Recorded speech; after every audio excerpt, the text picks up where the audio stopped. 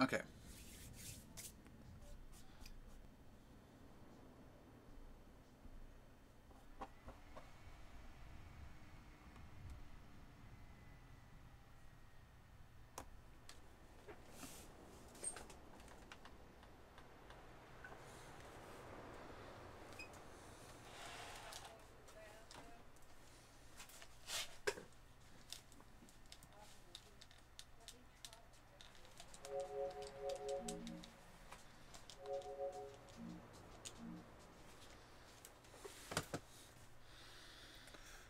Okay.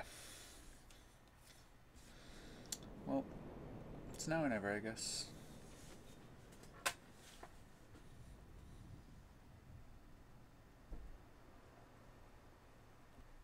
Trickle hotkeys are on. If anyone's in the chat, I doubt anyone has shown up by now.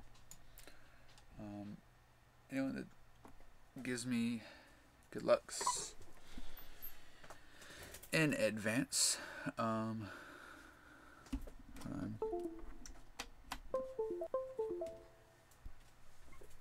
Oh shit, wrong game. I forgot the game was in here.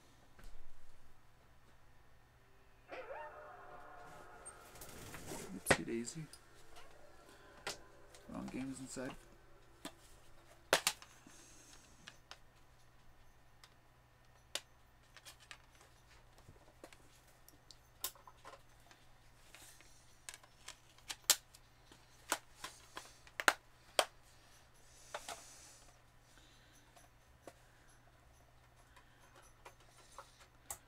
Before I go ahead and get started, I'm going to go ahead.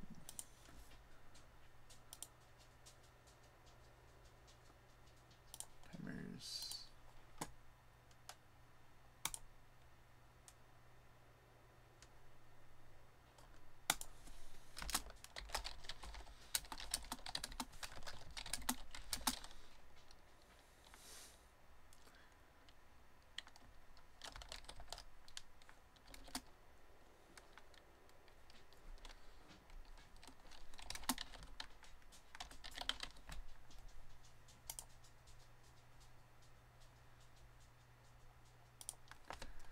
Actually going to change this to probably more like a 5-minute interval with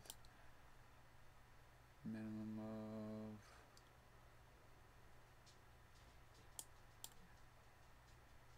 say 3. Let's go 3. Oop. No. It's because I put it at 0 first. Okay.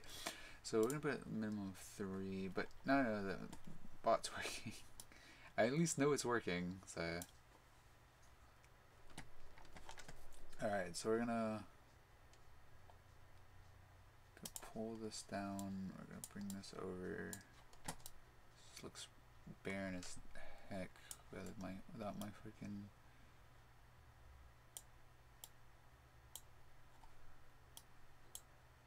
Okay.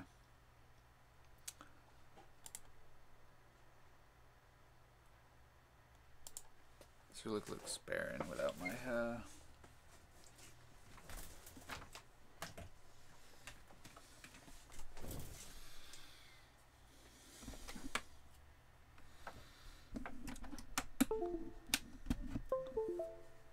Okay. Just wanted to make sure to put that in there.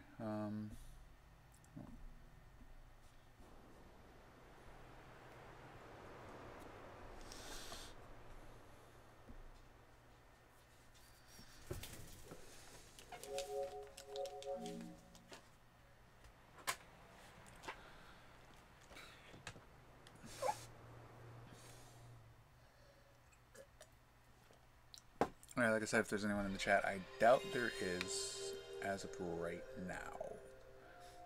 But if there is, thank you guys so much for the good lucks in advance. Do stick around because we are going to be doing, we're for the most part, doing a lot of commentary. We're going to try and do a lot of focus on the game. Okay. So as soon as this plays again, as it starts again, I'm going to reset it and I'm going to start talking. I'm going to start negating into commentary mode. Alright, 3, 2, 1. Alright, this is Final Fantasy Tactics No Math. So, first off, what we're going to go ahead and start off doing is we're going to go ahead and hit the continue button here, and we are going to go ahead, go in here. What this is going to do is it's going to check the memory card in advance, which is going to save roughly maybe like 2 or 3 seconds. It doesn't save a lot of time, but it's really good. It's really important. So without further ado, let's go ahead and start. 3, 2, 1, go. So start off, I go ahead and just start mashing the start button. Then I hit R1 and then just mash that. Hit X. Go to May because we want Taurus. So a little bit of history behind Taurus. Taurus was found roughly, I'm pretty, if I remember quickly, it was roughly found late last year or early this year.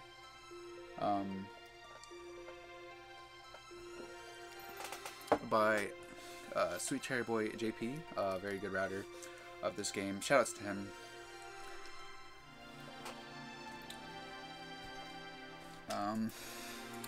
But starting off, we're gonna go ahead and just holding the circle button, mashing the X button. Right now, the reason why we're doing that is because just at this beginning part of the text here goes a lot slower than it's going to be for the rest of the game, because we're going to go into the options menus during the next fight, or during the first fight, and we're going to go ahead and speed everything up a little bit. So as you can see right now, apparently someone has attacked the church looking for Avelia, which is the princess there. Gefgarion and our good friend Ramza has been hired along with Rad to escort and protect the princess. So like I said, we apparently some people from, we're about to find out, is from the Gotania, aka the Black Lions, or sorry, no, yeah, it's the Gotania that are attacking.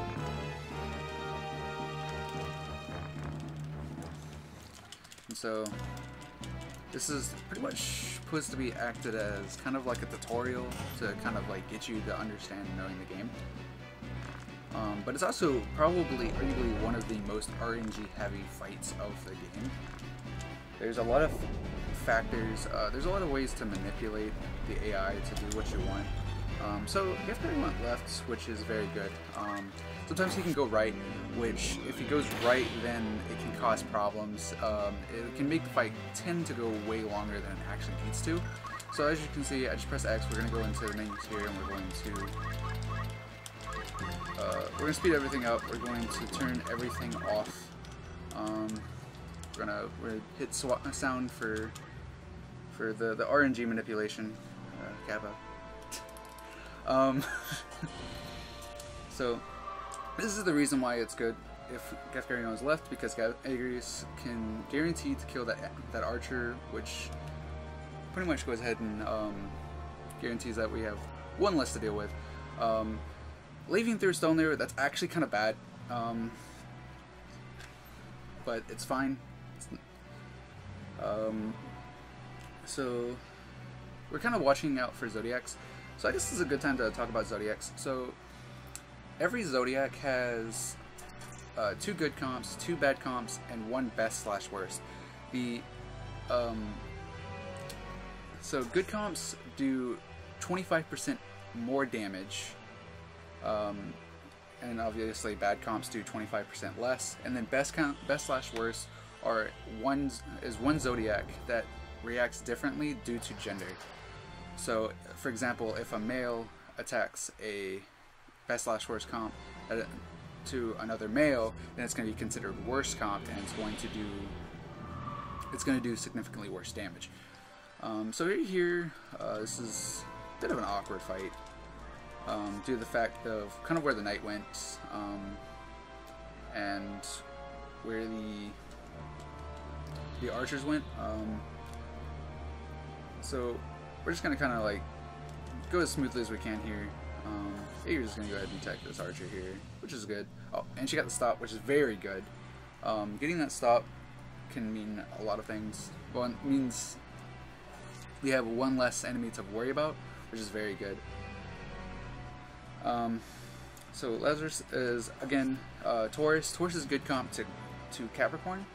So that tends to change the AI's thinking process of where they want to go. Again, that's also the reason why behind of why we went for Taurus instead of Capricorn. It'll come apparent of like why. It'll become very apparent of why zodiacs matter throughout the game. I'll be talking about it a lot throughout the game, but right now this is a very good fight. It started out very awkward, but it's come down to being a very solid fight so far. And that's Orborn. Very good fight. Very solid fight. Definitely could have been worse. Like I said, Gafgarian could have gone right. A lot of them can do stuff like potion. They can heal, which can just waste a lot of time. Rad can use his favorite spell, which is blind, which in this game, unfortunately, just does not do really much. Unlike in like other Final Fantasy games, where blind like lowers the hit rate on the enemy or even your own allies, it doesn't really do much in this game due to the fact that that hit rate pretty much depends on which side you're facing of the enemy. So if you're facing like on the side, you have a higher chance of hitting the enemy. On the back side, you have 100%. You always have a 100% chance of hitting the enemy. So right here, there's a lot of downtime right here. It's pretty much just kind of reminiscing, talking about back after the 50-year war. There was a lot of soldiers that had no jobs, has little money. This is a little money is a very big joke in the community due to the fact that it was a developer error. The Japanese, for some reason, thought the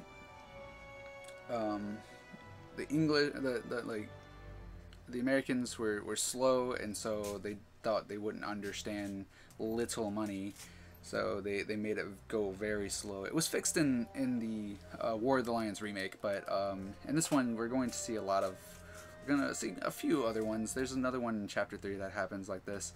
I'll point it out when it comes to that point. While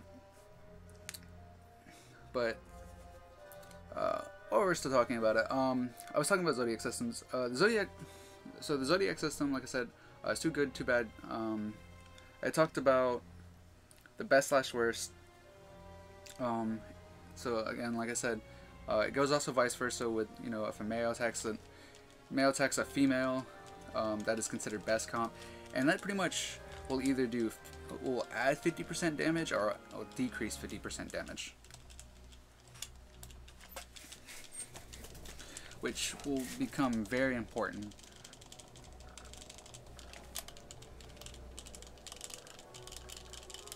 So right here, they're just talking about, you know, being carriages, and apparently Prince Larg is showing up in, of all people, is showing up in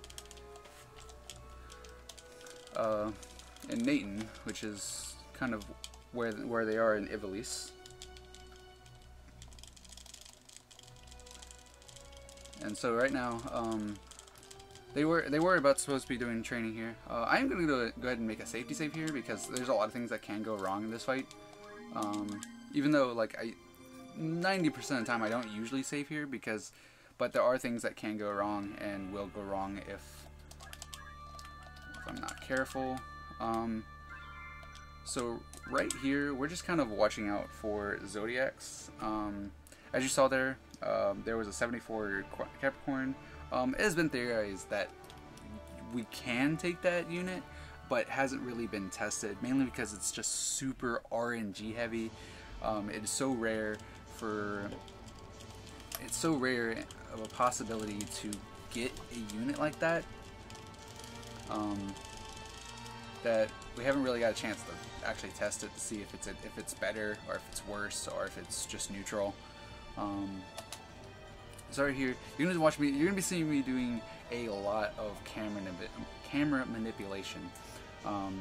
It might not look like I am, but I'll be turning a lot of times I'm going to be turning the camera. I'm going to be moving the camera a lot, and the reason I'm doing that is because the camera can lose you like a few seconds here and there if you don't move the camera, due to the fact that the camera will just kind of automatically move. So Scorpio, I would definitely advise you to make sure to go ahead and keep an eye on that. Scorpio, Scorpio, Capricorn, and Virgo. Those are the three. Those are the three that affect Ramza. So those are the ones I would just watch out for. So right here, this is kind of a grind fight. So that first Squire, it is very important to watch out for his Zodiac. There's a lot of Zodiacs that you need to watch out for. There are four? Yeah, there's 4 of them that won't die. Two of the 4 can die if you have Thorstone on one of your units, but again, that's just RNG.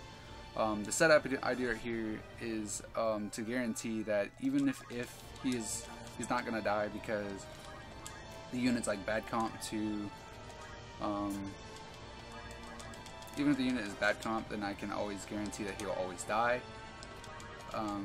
in the next set of swings, which is pretty good. Okay, so getting that Kim instead is huge. It might not seem like it, but that was absolutely a huge swing. Okay, right now I'm just kind of looking around. It is very important to go ahead and get level 2 Chemist on this Chemist, which she already has it, sweet. And the reason why that's super important is because, like I said, this is a bit of a grind fight. And the reason it's a bit of a grind fight is due to the fact that we really want, we really need certain levels, or certain,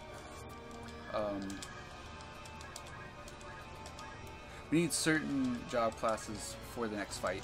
And that might sound weird that, you know, we're in the second battle and we already need job classes. What the heck, you know? But it'll become very apparent when we come into the next fight here. So I'm going to go ahead and check Ramza, because okay, so he's already got it. He's got 156 Chemist JP. That's not as important, but it's something good to keep in mind. So that means I can go ahead and actually keep Delita alive and let this battle, which will speed this battle up significantly. So what we tend to do is we kind of like kill Delita, due to the fact that we don't want him killing things. That's bad. And it's like, what? You're killing enemies? That's bad? What? And that might sound weird, but again, this is a grind fight, and we can't have enemies dying. Like I said before, this is meant to be a bit of a grind fight, but this went about as best as it possibly could have.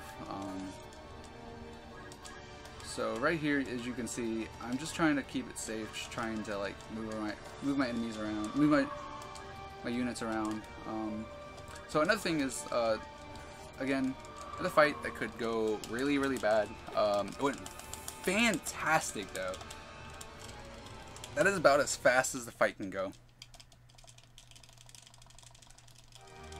That is about as fast as the fight can go. And that went absolutely fantastic.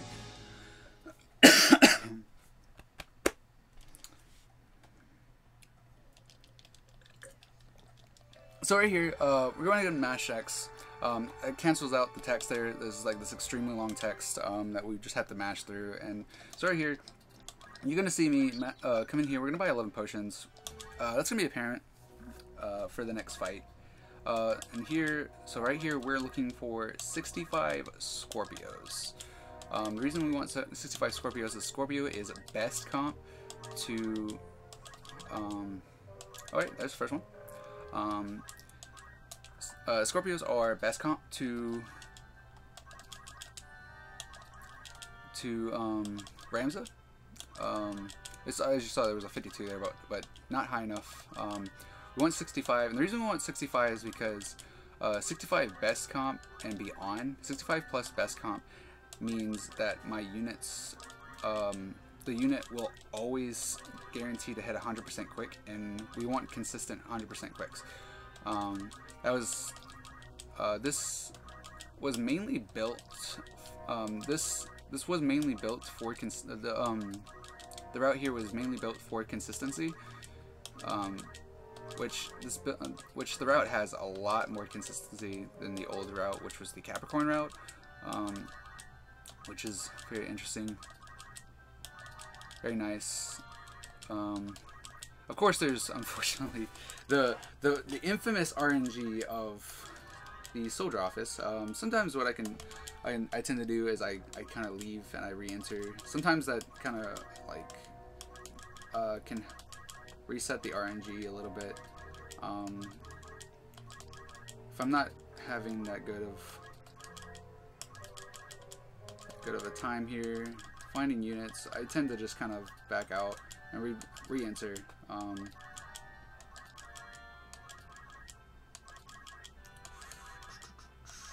Okay. So this has a lot of this is a very big part of it that can be a lot of downtime. It can either be very big downtime or it can be very little downtime. Like I said before, is 100% RNG.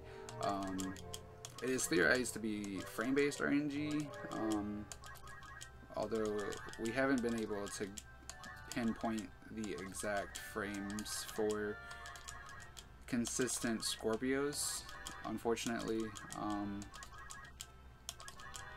So for now, it's just all comes down to,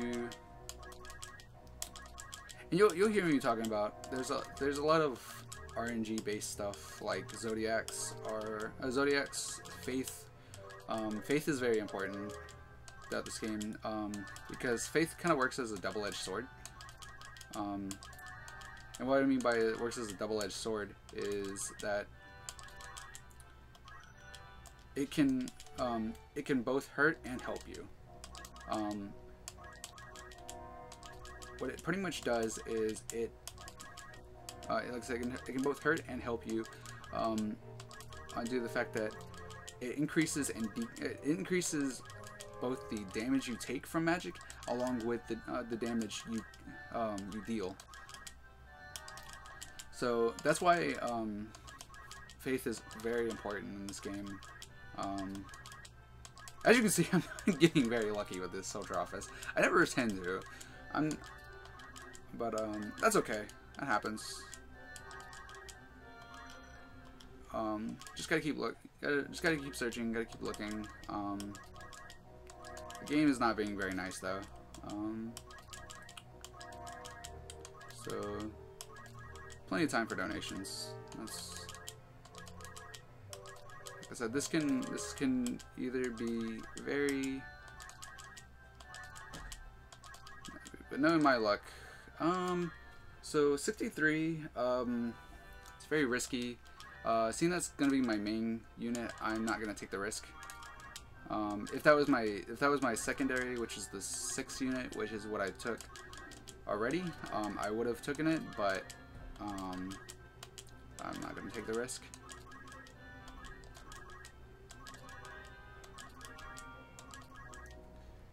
Alright, there we go. Alright, so we got 68 unit.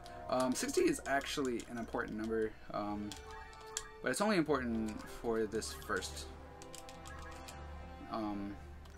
little bit. Did he get? He did not. Okay, that's fine. It's only important for this first little bit here. And the reason that is because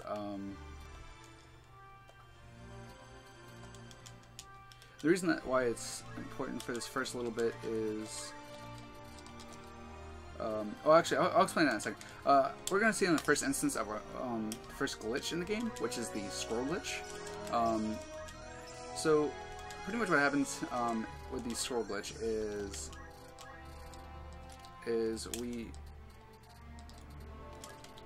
we're able to do what's called, you know, scrolling, which is where you page up, page down. But if you, like, as you saw before, I'll do it right here. It'll enter this kind of this screen here will ask you and make sure it's a check system. But if I page up during that time,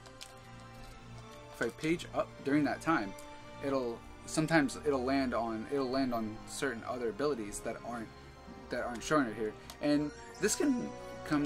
This will pop up in a variety of effects. As you saw right there, that's one instance of what happens if you do that. Pretty much.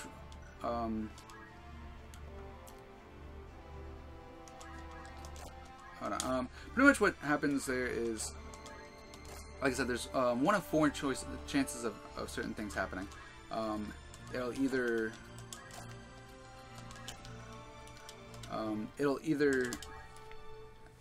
give you JP, lose you JP. You'll either lose all your JP and then you have to back out and come back in, and you'll have 9999, or you'll just get everything for free. And we pretty much have it mapped out for the most part of what gives you free JP, like what gives you free JP, what doesn't give you free JP. But here we're seeing Ramses' father, Balbanes. He's on his deathbed. It's the end of the 50-year war. He's very sick and he's pretty much dying. It's a very sad part in the game, and I feel like it's a very key point in the game to just show how dark this game can be and how dark it gets. Like, you'll see just how dark this game can get, and like this is a very big turning point of the story, and that's very weird to hear that. Like, and you'll see why this part right here is kind of just so very apparent. It's so very important and to the story. So Balbanes, you could tell, or Balbanes, I keep saying Balbanes. Balbanes, he loved Ramses very much, even though he's only a half brother. Sorry, here we're gonna go ahead and save too. Also, and his other brothers that are mainly a blood relation are kind of jealous, and it'll become very apparent throughout the story. But so right here, formations, also another thing in the game, are very important.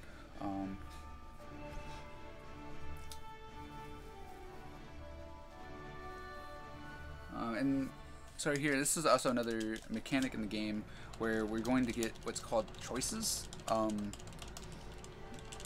This is one of the like the 3 choices in the game that actually matter.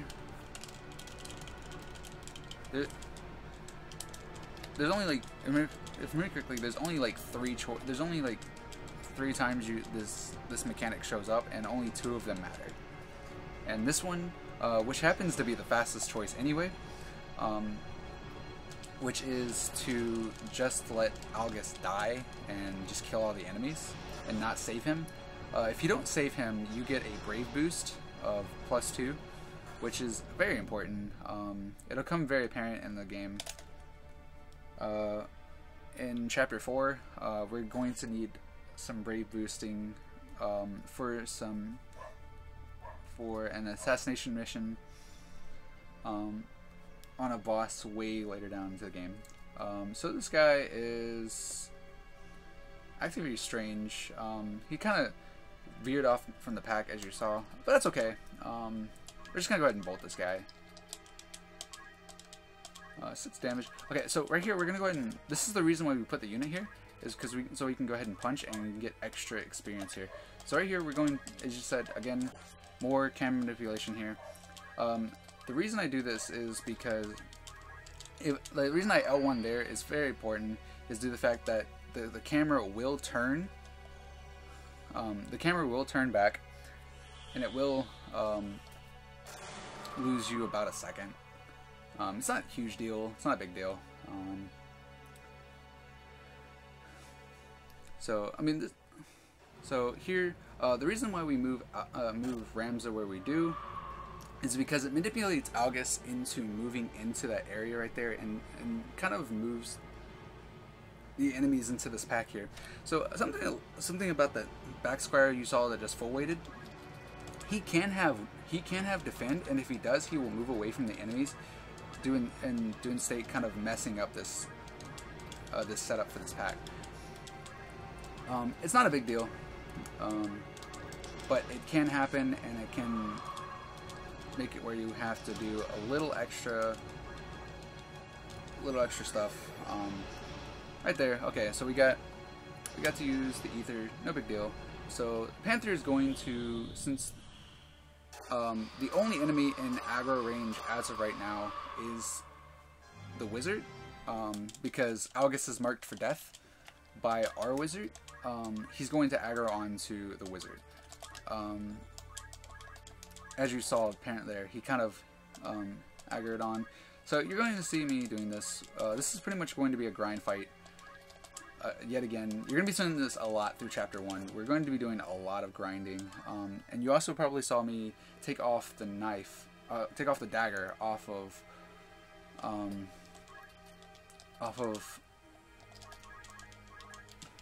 that specific unit. And the reason why that is because once she has her Chemist JP, we usually tend to like not grind with her anymore, but I still want to like, but since Ramza has fairly low-ish Chemist JP, yeah, he's at 178 right now, I'm still gonna keep punching. Right now we also need to get level 2 archer so we can unlock Thief. And the reason we need Thief is because we need level 3 Thieves for level, and we need level 2 Lancer later down the that we can get later down the road. I'm just gonna go ahead and make sure that I can kill this guy. I cannot, so I'm gonna go ahead and grab this crystal before he does, so I can get the mana for it. So I can go ahead and bolt to him when it comes apparent. So right now, it might seem weird. You're probably wondering what I'm doing here with the cat. Just kind of messing. It might look like I'm just kind of like messing with the cat, but it is very important. Okay, so that was level 2, but we're gonna still doing actions with Ramza. And the reason why we're going to be still doing actions is because we didn't get level 2 Squire. So since we didn't get level 2 Squire, that means we need to get 2 Thief levels so we can get a speed point early as a monk. Monks tend to get speed points at level 8, but in this case, if we get one Squire, we get 1 Ramza Squire character level, and 1 Thief character level, then it'll affect the stat growth of the speed point. Doing state that we will get the speed point at level 7 rather than level 8. So pretty much what we're trying to do is we're just trying to get as many actions in with Ramza while still getting him close to his. Okay, so he should be like 1 action away. Well, we're trying to get him as close as possible. But like I said, he's almost an action away. He's about an action away from having his Chemist JP finished. All my other chemists should be done. Yep. Just need 1 more action. So that means I do is take 1 more action. Go ahead and like full weight with her. We can bolt. What? Okay, so again, come down. The Faith and the Bad Comp kind of hand in hand here. I got lucky, and he did not get, and he didn't have a what's it called, a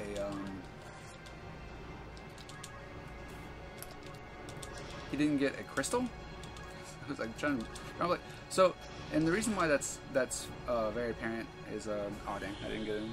Okay, that's fine. 29 minutes having a very bad sales rush, like that's not bad.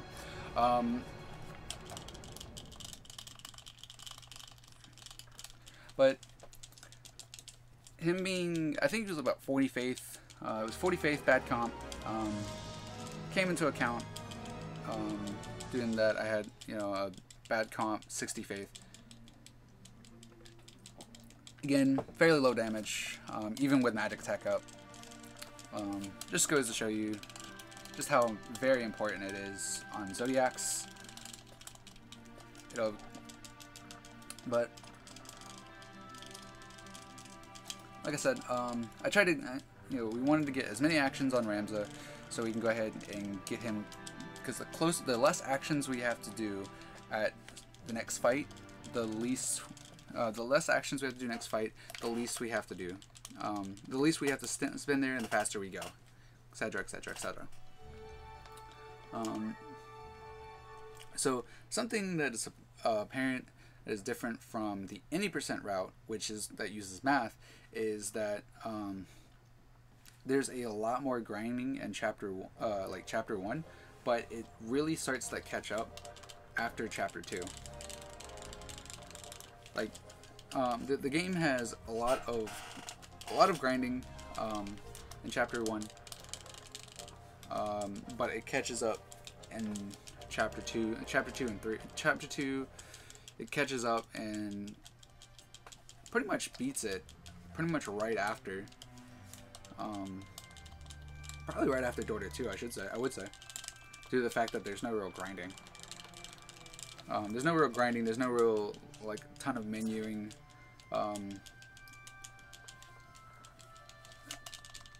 So that's another thing you'll be seeing. You'll be seeing me doing a lot of menuing. We're gonna be setting up quite a bit for fights. There's gonna be certain things that are going to change. There's going to be certain spells we're going to need for certain fights. So we're going to be swapping around, but for the most part, it's going to be mainly just wizards and priests. We usually tend to swap to priest for the speed, and we swap to wizard for the damage. There's only one other class we use, and that's only in chapter 4, and that's the Knight class, and that's only because we'll have the access to Excalibur, which we'll be using another glitch to duplicate.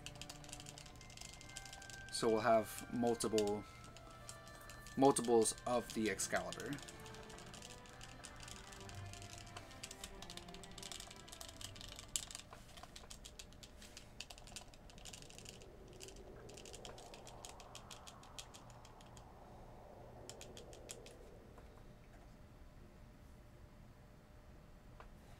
Alright, so right there, so right here we have the first aspect of having to save before a random encounter. Random encounter is a 30% chance. Fortunately, we got one. But every time you pass a yellow dot, it is a 30% chance. If it happens, we reset, hit continue, and try again. Sometimes you'll see me going into the move command. When you're already in the menu for move command, oh dang, dude, we are not being lucky here. It's common to get, it's not uncommon to get one encounter there. It's pretty unlucky if you get two though. If you get any more than that, it's just really unlucky. It happens. It's whatever. You just gotta deal with it. Every time you get an encounter, it loses about 30 seconds. All right, so we got past the dot, which is good. So right here we're going to sell some items because we are going to need money, and we need lots of it. We need about 4,050, which we already have, to be exact. So that means we need 3 leather hats. We need 3 battle boots. I'm going to still sell the Mithril dagger here, even though we already got enough afterwards. But I want to go ahead and sell the Mithril dagger, which is kind of important. So right here, we're going. You might have seen also that we were swapping.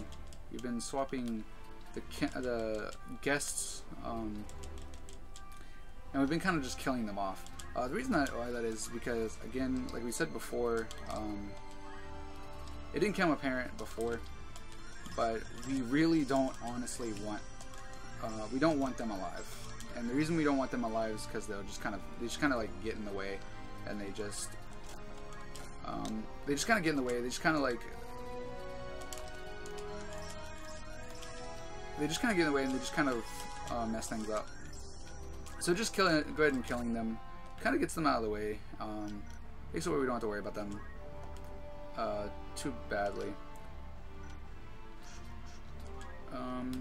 So right here, I'm gonna go ahead and we gotta go ahead and oh, that was not good. That was not right. That's okay. So right here we're doing some, again, menuing, and some more safety saving. So the reason we're doing that, we're just actually setting up for not 1 but 2 fights for the guest characters, which will become apparent in not this fight, but it will become apparent in the next fight. So I am kind of hoping, because I didn't check it, so I'm just hoping, crossing my fingers, he did not have defend, because August can have defend. It's RNG. If he does, it doesn't. But if he does, it can really mess with this fight, due to the fact that, I guess this is a good time to talk about the CT system, the clock tick system. Clock ticks all pretty much what determines what your turn is. If you move and act, that pretty much depletes your whole entire pretty much depletes your whole entire bar, which will pretty much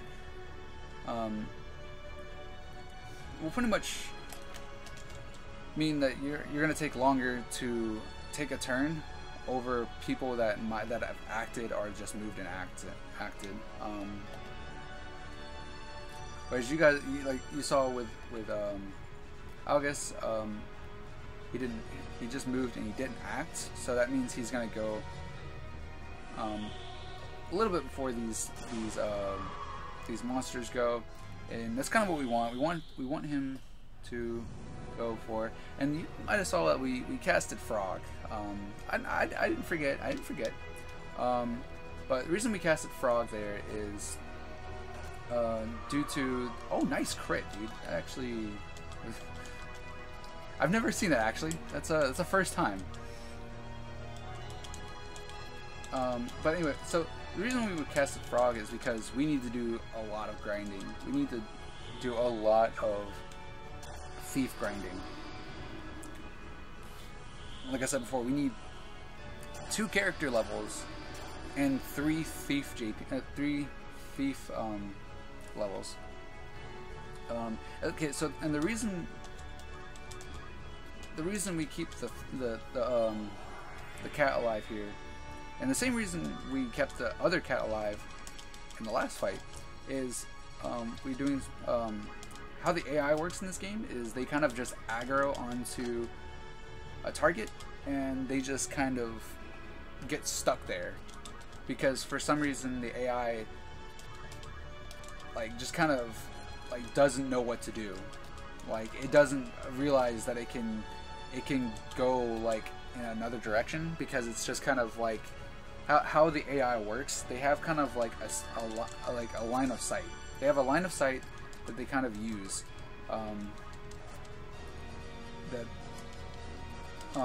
Yeah, okay, so you're the main one. Okay. And how much? Wow, you still have way more to work with. They kind of have like a line of sight. And within that sight, they can only see certain things. And due in fact to that, it's easy to just like manipulate them and just work around those line of sights.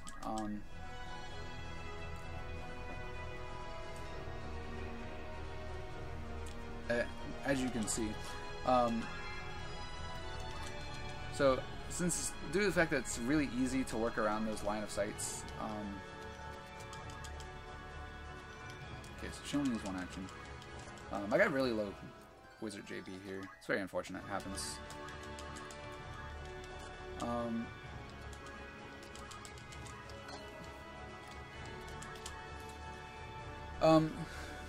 And you can just kind of like work with the line of on those line of sights and just kind of get some stuck there, and you can just kind of infinitely grind. You could actually try this at home. This is not a glitch. This is just manipulation. You can 100%. You could turn on your game and try this yourself. It's not hard to do. It's fairly simple. Okay, so that's right. You already have it. Okay, so I don't have to worry about you. How much more do you need? You already have it. Okay. So once they have it, we're just gonna kind of wait with them. We don't really need them to do anything right now. Not until later. So right here, we're just kind of beating up on the girls here. We need experience. We need levels. Kind of the reason I'm beating up on this one is due to the fact that you get experience based on the enemy's levels. If they're the same level as you, you get 10 experience. If they're lower than you, depending on how low they are, how much lower they are of you, then they'll give less and less experience. Okay, so that was level 3. We typically would get out of here by now, but I'm like one action away, so we're going to go ahead and grind out for one more action, so we can get that 2 levels as a thief.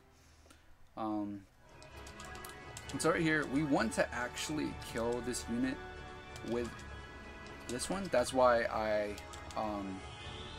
went ahead and used a elixir on this unit. And the reason why we want to do this is because typically you end grinding with that unit at 280, but by the time I got to 270, she only had like 170 wizard JP, which is very unfortunate. Happens. Another thing you might have seen is you're probably wondering, like, how did I get wizard unlock on Ramza? I didn't mention that, and I apologize. The reason, like, how I did it was due to spillover. There's a mechanic in this game that if a certain unit does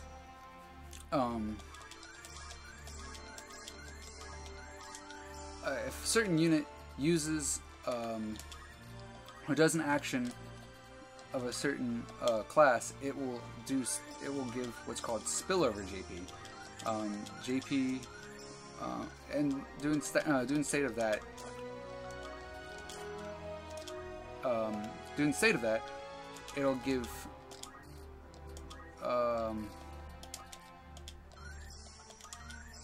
it'll give JP to every unit according to a certain, which is depending on a certain aspect of it. Oh my god, dude, I messed that up. That's fine. We don't need that many units. We don't need that many spells. That's okay though.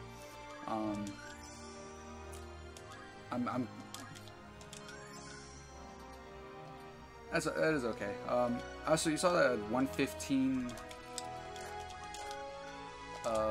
Lancer JP. That's very unfortunate, because that means we're gonna have to do extra grinding. In Chapter 2, we gotta do extra actions as a Lancer.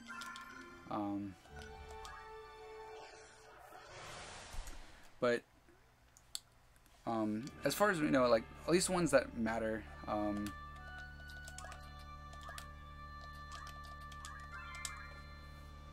The ones that matter, they give about 2 to 3 JP spillover. If they have level 2 chemist, then they give 3 spillover. If they give level 2, they give 2 spillover. And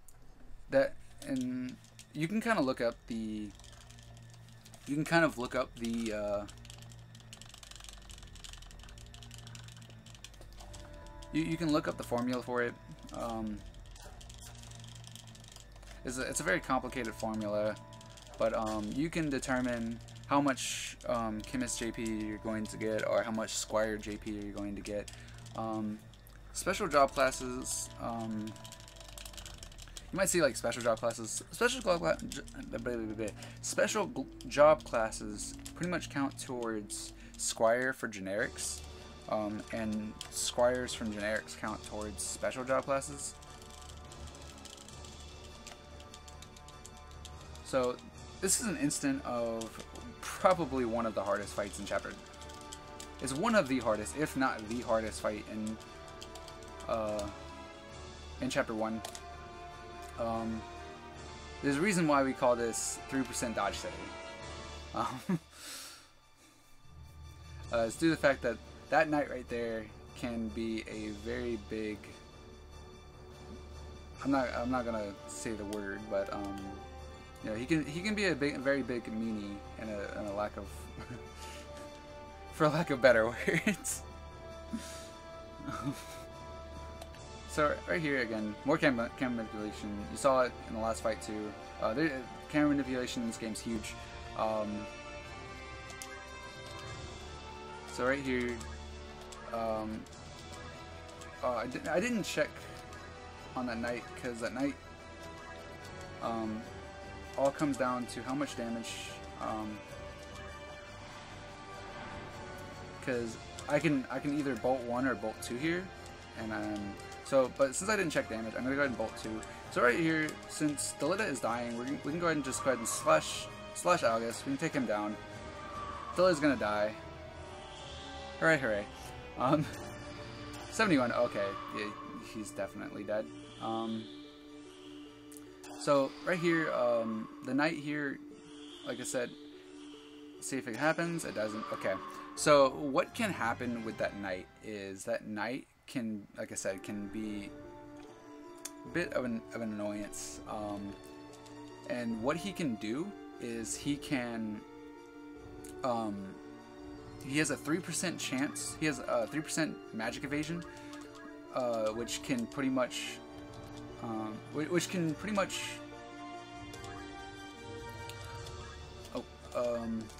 with 3% magic evasion, he can pretty much go ahead and like live through that, which is very unfortunate. If it happens.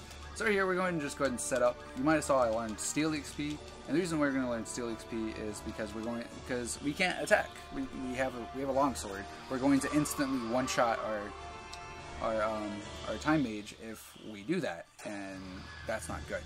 So what do we do instead? We alternatively have Steel XP, which of course, as you saw, we can't do any actions due to the fact that we don't have any EXP. But that's okay. That's okay. So pretty much what we're going to be, we're going to be constantly attacking here. I tried to move Ramses so she has a guaranteed hit, but my controller has problems sometimes. It's fine. Sometimes this game can oh my god, dude, that crit actually was unfortunate. That he not okay. That's another thing about I guess I can talk about knockbacks. I can talk about crits too. Critical chances have a 50% chance to knockback, along with dashes and throwstone. Doing state of that again. She is very persistent on making sure this guy is not near her. Like, apparently he wants him away from, like, she wants him away with a 10-foot pole, apparently. Again, so right here we're going ahead and we're grinding out Time Mage JP, and again, that's another, like, that's actually pretty bad that she pushed him back, because now I have to wait with her, and I have to wait for this guy to get in position. And the reason why this stick works is due to the fact that, again, line of sight aggro, how it works is, you know, all he sees. I swear I've never seen this happen. I've never seen it 3 times. Oh my god, dude.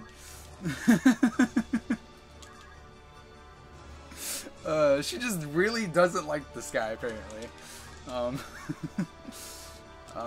So she really, so we need, at the same time, we're also grinding out experience on these fights. It might not become apparent, but I am paying attention to experience on my level, on my units here.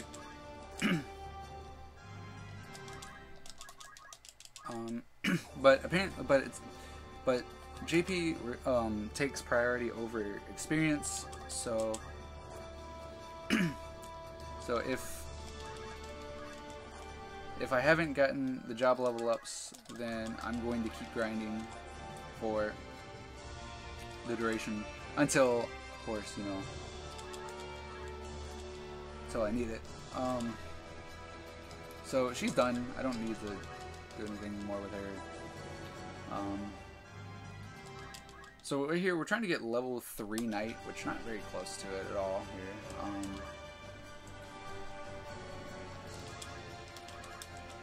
So like I said, we're trying to, grinding out, we're trying to go ahead,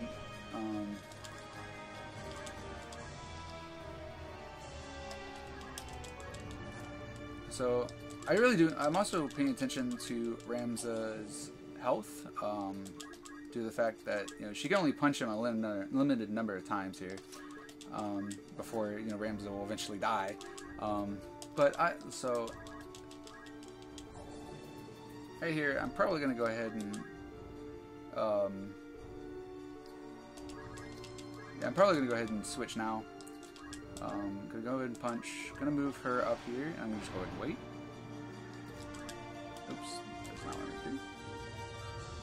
And Ramza will go ahead and go up here. We'll start stealing from this unit. Due to the fact, also you might. That's another thing about the units. Okay, cool. You might have seen.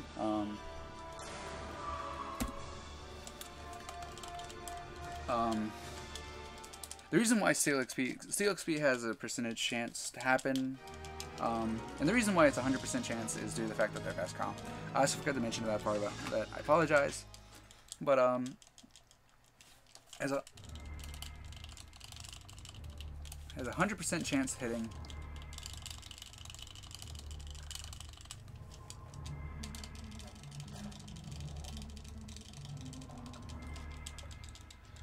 So here we're the reason over here, we'll go ahead and catch up back on the story here, since there's not really much else to talk about.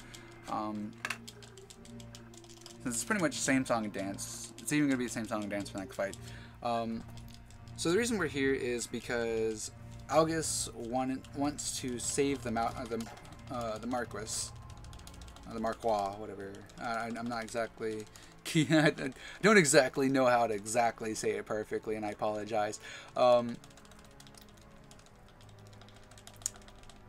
Zelbak had informed us that the Death Court want a ransom. So, Delita, Ramza, and Algus have decided that they wanted to go ahead and try and save the Marquis. And so, after that, they they essentially ran into the Death Corps, and that was what that fight was about. And then they took one of them for They took one of them for they took one of them for hostage and interrogated him to try and figure out where that mysterious knight we saw, which his name was given. His name was Wiegraf. He is kind of one of the main bad guys of the series. He's arguably probably my favorite too. Well, actually, he is my favorite. He's my favorite villain in the series, and the FF series in general. He's my favorite tactics villain in general. He's a really cool guy. So right here, you saw that I put battle boots onto Delita. That is again for manipulation reasons.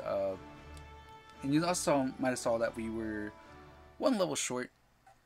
We're one level short of being level 7, which is actually good. It's a good thing we didn't hit level 7, because if you hit level 7 here, you'll actually have you actually have 7 speed for this fight, which you don't want 7 speed for this fight. It kind of messes with the camera due to the fact that how the game breaks speed ties. Since everyone's at 6 speed, it's gonna have to try and break speed ties, and how it breaks speed ties is it goes guest characters, then enemies. It goes the guest characters, then the enemies, then units, and then from the units, how they decide from there is as in the formation you saw how I did. You might see that I put some units farther right. Those units, like I want them to go before other units. And the reason behind that is due to the fact that how the game goes, how the game decides is how the game decides how it's going to do its hold on. How the game decides it's going to break speed ties for that is it goes from bottom right.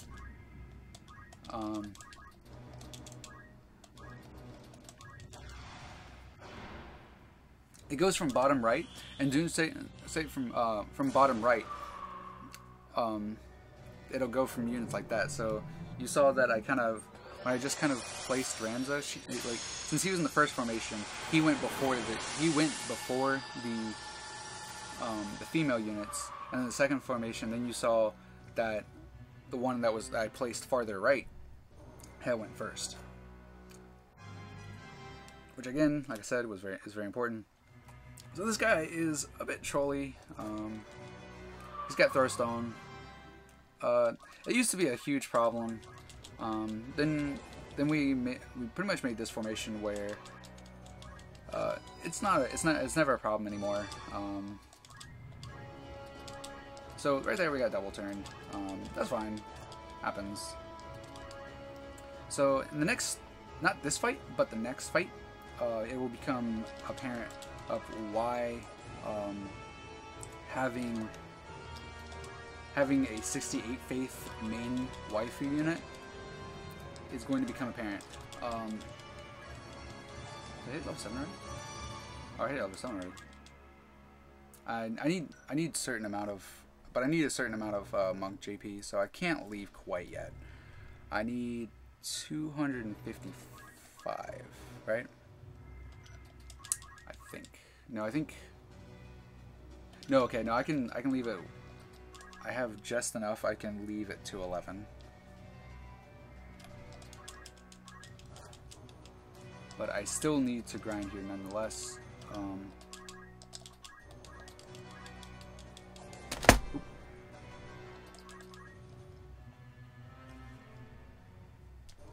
So yeah, also the monk having defend does lose a little bit of time. Loses, I think it's like half second to a second.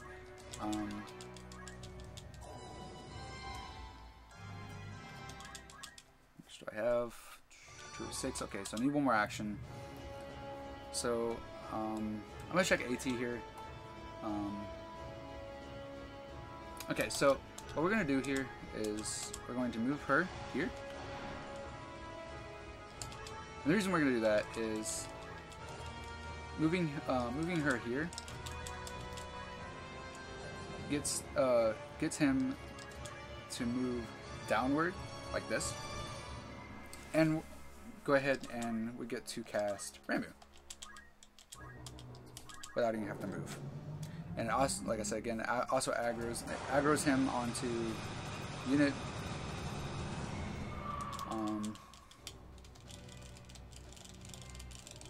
So apparently, like when the unit is when there's a unit up there, where we had our teleport unit, it kind of just gets stuck there. They don't know what to do. Even if they have Thirststone, they just don't know what to do. Unless they're in that area. I'm pretty sure it's just because they're out of the units are out of line of sight from in that area, and that's why he just kind of like just sits there, doesn't know what to do. But the reason why we needed 211 is because we're gonna have to grind 2 Lancer actions and the first 2 fights in Chapter 2.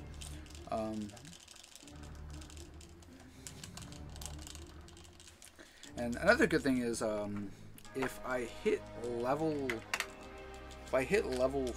5 before Fort Zeepton, I can guarantee a flare, which can save about 8 seconds. Which flare saves about 7 to 8 seconds.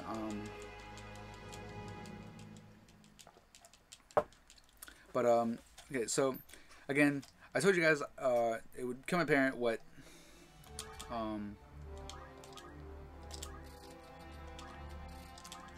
the 68 faith on the waifu unit would entail. If you have 68 plus, then you're not going to have to take the extra unit. Again, I got an encounter that is very unfortunate. Whatever. I got a fairly high count. But you get like you pass over the most amount of chapters 1 and 4 are you pass over the most amount of yellow dots in the game. Chapter 3 is right after that, and then chapter 2 you only pass 1, so of course it's the least. Right here, you might see me doing move command versus when is, like you might be asking like when is move command faster than. It all depends on where you're needing to go. Like for this, for something like this, it's much faster to just go into move command, 1 down, hit it. But a lot of times it actually is faster to go ahead and it is actually faster to not use the move command if you're already out of the menu. But if you have to go in, do a menu, then using move command is faster. Except for in cases like that, where the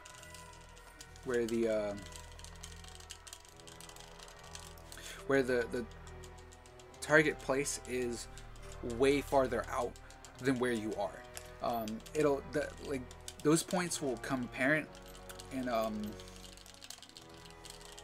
in chapter 1, which you just saw of. Chapter 3, it'll happen. Chapter 3, it'll become apparent, and chapter 4, there's a couple instances of it. And you might be asking, like, why don't we just probably asking like why don't we just go ahead and just, you know, go there, move to Garland. It's just slower to do that, to just move to Garland, move to and then move to Icarus. It's just slower that way. I mean, sure it is lower chances, but it's also very slow. So right here, you get the flare, which is very good. If you have a 67 faith wizard, this is it's very good. Very.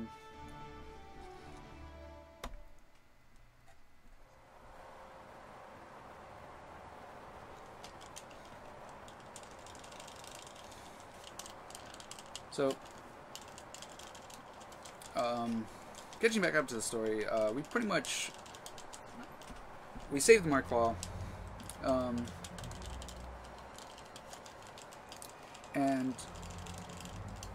doing state the fact that we saved the Marquis.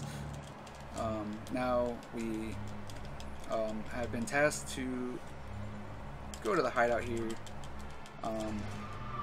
and take out Lolita. So right there, we learned Spin Fist. This saves about 8 seconds, counting in the menuing.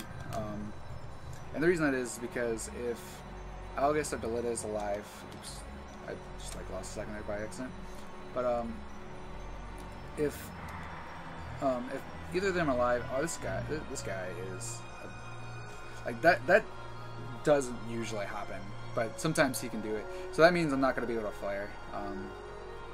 Or I might have to like just switch up my positioning here.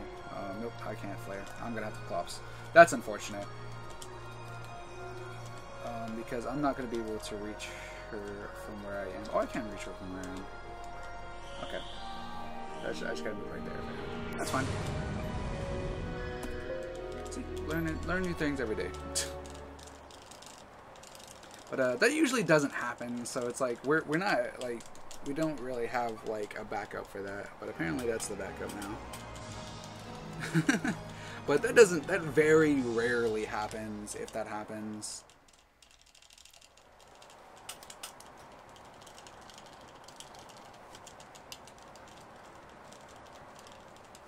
But yeah, if you're at least 67 faith, you're guaranteed to kill her with a flare here. If you're anything less, then you have to go ahead and use Clops, which has like the highest Q value, which what the Q value is in this game is a base damage. It's kind of like, think of it like in a game, like when a game has a base value of a damage. Think of it like that. That's what a Q value is. Which students say Clops and Holy are the two with the highest Q values. And you'll be seeing us use both those abilities quite a bit throughout the game. Holy's very good for assassinations. Of course, Flare is better in some cases, but it does have a lower Q value. Doing state that has a lower Q value. It's only good if you have a decent amount of faith. Again, the formula comes in depends on the unit's faith, the unit's faith along with the enemy unit's faith, which all comes down to on top of the fact that you have the multiple. It's like it's pretty much the Q value. It's Q value plus MA times. I can't remember exactly the exact formula, but I'm not gonna go into it and just complicate things. And this game is very complex systems, and which makes the game very interesting and very fun to watch. The game can get very intense and can be very interesting. There's some points that can be a bit boring, like you know, pretty much the beginning of the game is probably is the only boring part. But pretty much Nomath gets a lot more interesting once you get into once you get into chapter 2 onwards, there's a lot of interesting strats and a lot of cool strats that we kind of use to try and make the battles go quickly. There's a lot of RNG, so it kind of keeps you on your toes, which is very fun, very interesting. Again, go ahead and catch up back at the story. After we killed Maluda, we found out that the Death Corps invaded Igris Castle while we were away. And doing state of that, Dystarg got injured, Tita got captured, Alma almost got captured but was saved by Dystarg.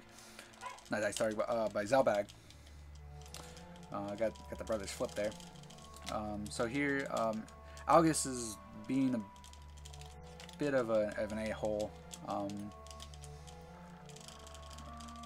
You know, like Ramza was like, you know what, I don't want to be a part of you. I don't like people that are, you know, big a-holes. And he was like, and then, you know, he's like, well, he's like, hey, they're going here at Fort Zeekton, and at Zeekton. Okay, so we're here. No need to save. Guaranteed cutscene here. Guaranteed to not get encounters. After we passed the first one, after going back to Igris, that was the last encounter chance for chapter 1. So here. So here we, you know, just going through as fast as possible. Talking, asking if, you know, him being a commoner bothers him, and talking about that he's worried about Tita. And then he talks about how Balbanes, which who pretty much raised, who raised Dilida and Tita as if they were his own. Like, you know, they're talking about like how Balbanes had taught them to use. Okay, taught them how to use grass as a flute. This is the formation, right? Yeah. No, this is the formation. So formation's a little bit different compared. So formation there is a little different, depending on the units.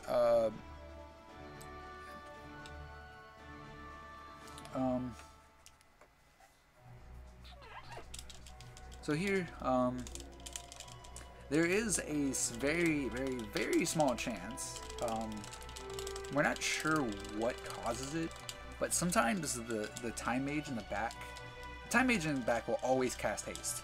She'll always cast haste. It's like, it's always in her,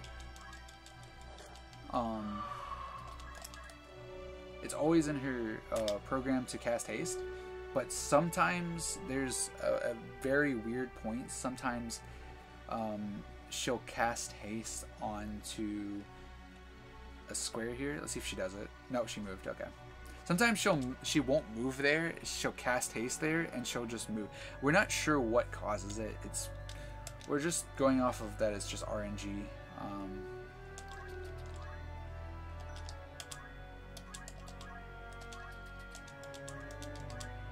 Which is probably the case for the most part. But if she doesn't do that, it saves a few seconds due to the fact that you don't have to watch the haste animation.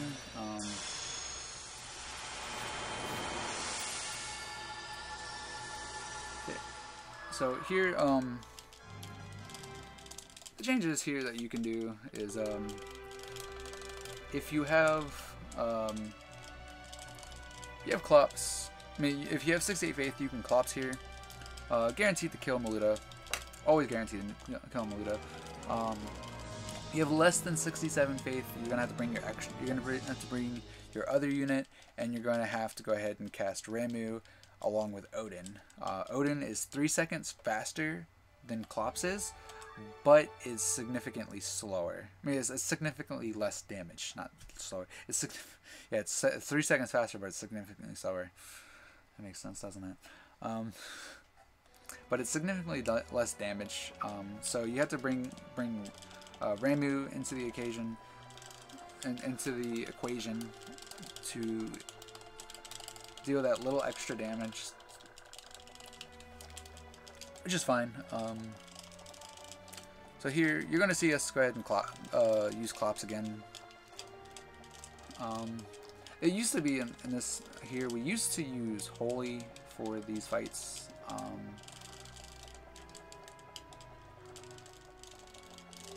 We used to use Holy for these fights, but now due to the fact that Holy is about 2 seconds faster and does the same amount of damage. But in some cases, like most cases, the reason why we decided to use, the reason why we decided to go ahead and use Summoning Magic over White Magic for this fight is it just saves time on menuing. Saves about 30 seconds on menu times. On top of the fact that our waifu units are Scorpios, so they're not good comp to a lot of the units that we use Holy with. So due in state of that, it's unfortunately we're not able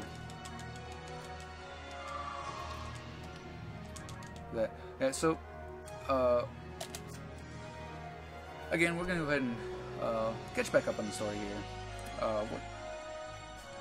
So pretty much, oh, also I just want to say, we've been waiting for the day for that knight, because that knight can jump onto Boko's back, and we've just been waiting for the day where she'll do it, and just haven't seen it happen yet. But it will happen, and it will be glorious. So we found out that Maluda was Wheatgrass's sister, and since we killed Maluda the last fight, he wants revenge. Also, I just realized we're level 5, so that means we get the flare, which is very good. I'm not sure when we hit level 5. Probably hit it last fight. Or no, seeing that we have 24, I doubt we hit it last fight. We must have hit it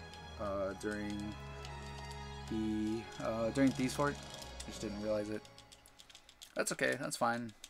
Saves about 7. Like I said, saves 7 seconds due to the fact of it.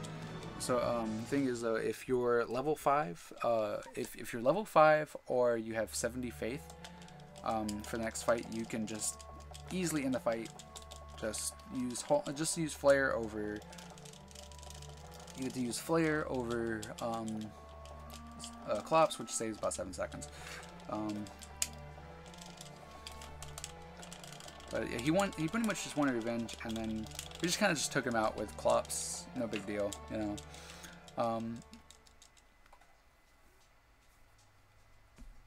So this will be the final fight for Chapter 1.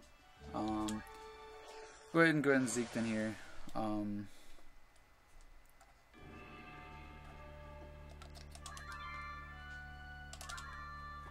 So pretty much what we do here is we're here to try and save Tita. That was the whole point. We were just kind of like Zalbag and all them had already been sent here to go ahead and take out the Death Core, which as you know, that the Death Core was slowly dying. The Death Core was slowly dying, and this is like Fort Zeegton ended up kind of being their last stand.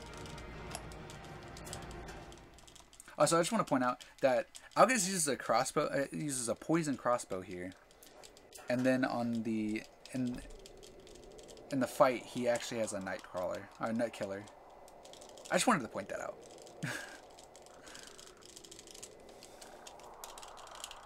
So it's a fun little trivia, little fun thing there.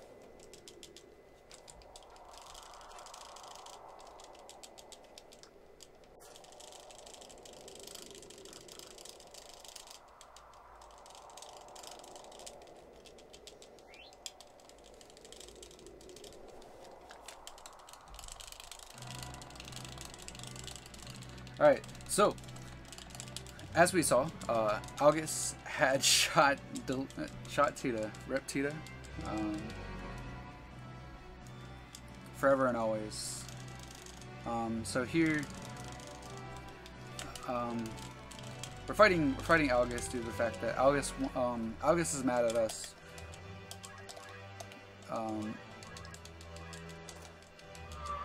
August is mad. August is upset at us due to the fact that we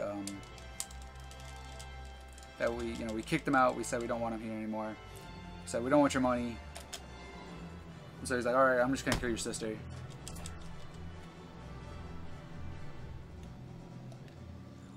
So the reason, like, you might have realized, if you ever played this game casually, you might know that Delita usually has text there, especially if he's dealt damage. And the reason why he didn't have any text there is due to the fact that for some reason, if you punch him, for some reason, if you punch him, we're not 100% sure why, but if you punch him, he doesn't have any text. If you punch him, you actually will get text. But if you move and punch him, let me correct myself. If you move and punch him, you won't get text.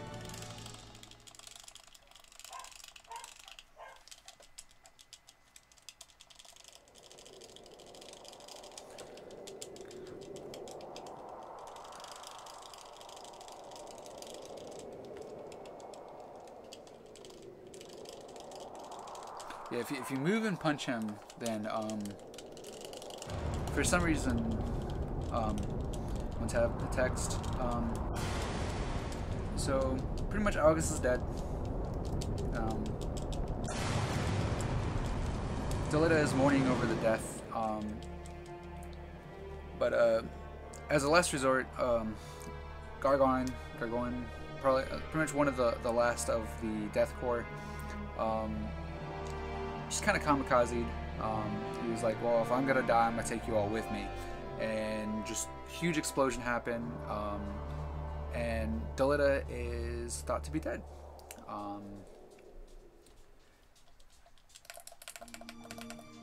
So right now we're gonna go ahead and save. The reason we're gonna go ahead and save is because it's a very important part here. I need to make sure to be taking very specific units here. I need to take Lavian and Alicia, but I do not need to be taking Rad. The reason we don't want to take Rad is because it's going to mess up formation.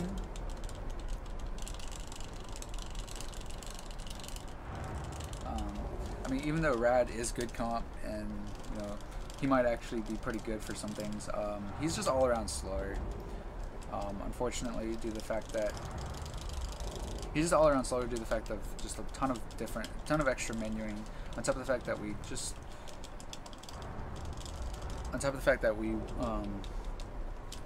lose certain abilities that we're not able to get doing a proposition we're going to be able to do when we go back to Dorter here, which is going to be the next fight after, which will be Dorter 2. The next fight here that we're going to be doing is Dorter 2. Alright, cool. Got the 2 units here. Got the 2 lovely ladies. Taking the 2 lovely ladies. So right here, we're going to go ahead and do a little bit of a menu. We need to go ahead and change Ramsey to a Lancer. And we're going to change Chemist, you to a Chemist. I need to make sure my units have experience. Okay. So I'm going to try and remember to take, I'm going to try to take from this unit, because this unit has way excessive amounts of EXP and is very far ahead in levels. So we're going to go ahead and save. Oh, I forgot to do one thing. Good thing I realized it before it was too late. So what we want to do is we also want to remove Agrius's secondary there, and we're going. Now we're gonna go ahead and save again. Also, every safety save loses about 8 seconds, but it's better than losing the run altogether. All right.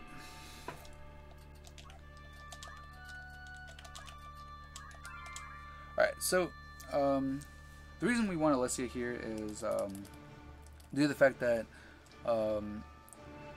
we take Alessia here is due to the fact that since we have to grind Lancer JP, which we're going to be taking the next 2 actions for, by the way.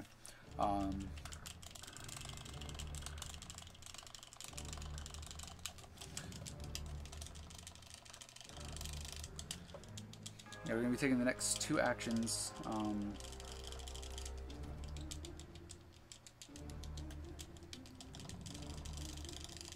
I also forgot to do something, but I'll make sure to do it in the next menu. I like,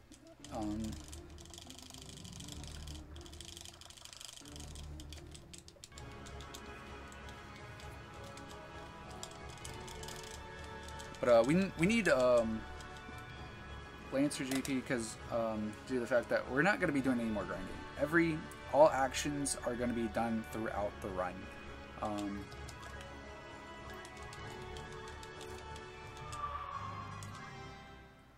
Any and all actions are going to be done throughout the run, and are not needed.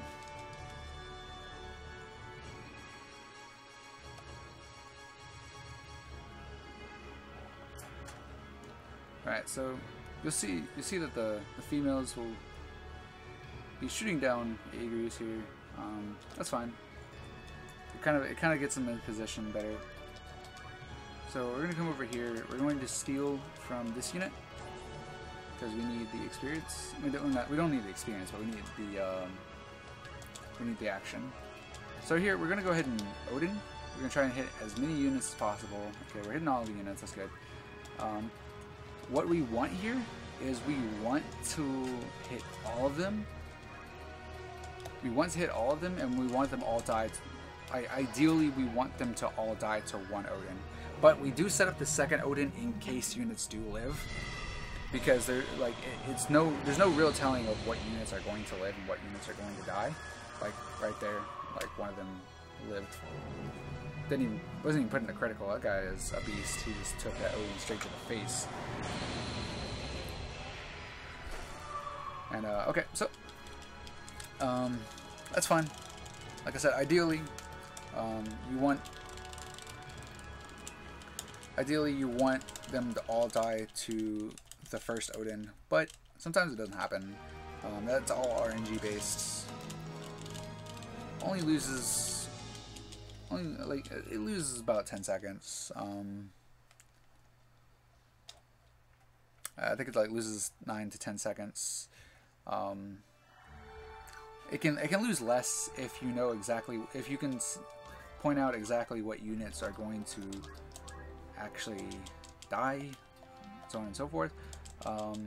So right here we're going to go ahead and do some job changes, because we're going to go ahead into the bar here, and we're going to do what's called a proposition. Propositions. Okay. Yeah. Okay. Pretty much what propositions do is propositions give JP, and we need JP so we can go ahead and get more job classes open.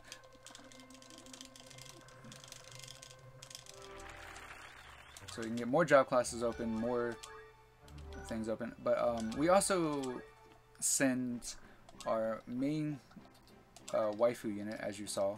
Almost bought way too many there. We also sent her on the proposition. The reason we do that is... Oops. The reason we do that is because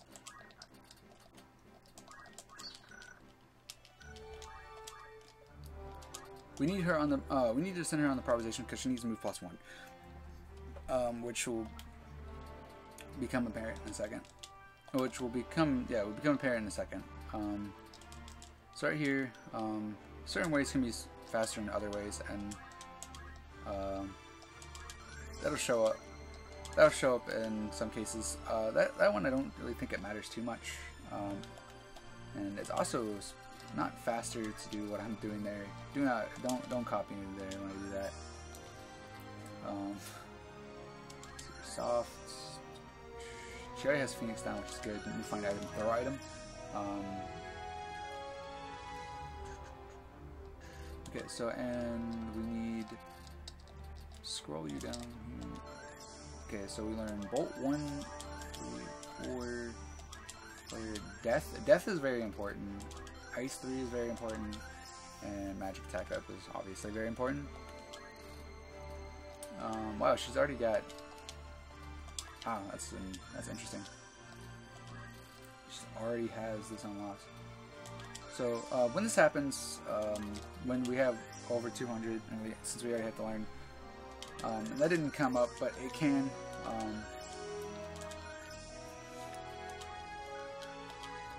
Pretty much what you do is you just learn Bolt. You just learn Bolt.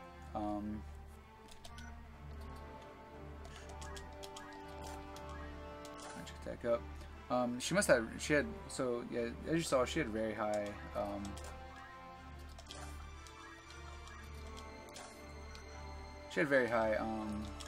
Wizard GP, and got it via 6 spillover, which is pretty cool. Also, what I need to do here is I need to go ahead and put Black Magic on to Gafgarion here, because he'll cast it. We want him to cast it.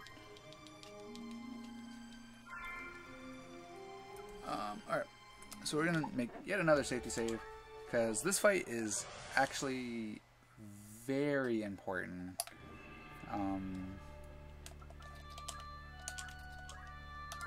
It's very important that we actually have to save Boko. We need to make sure to save Boko. The reason we want to save Boko is due to the fact that it gives us +2 Brave. And due to state that it gives us +2 Brave is going to become apparent in the.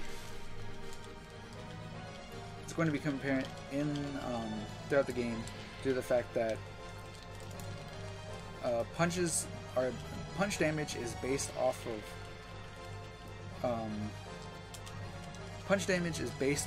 your Brave, but there are also other weapons in the game that are based off of your Brave. Doing say there is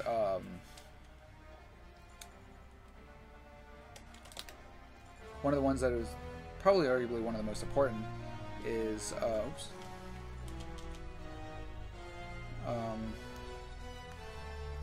arguably one of the ones that are most important is the Excalibur. The Knight Swords are based off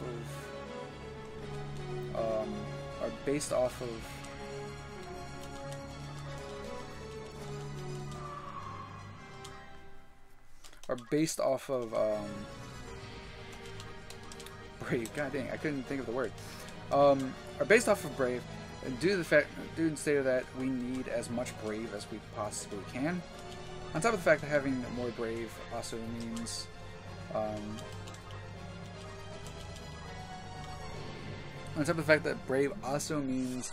that we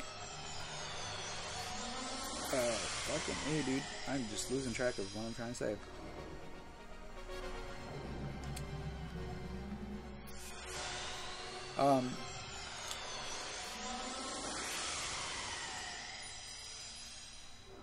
But like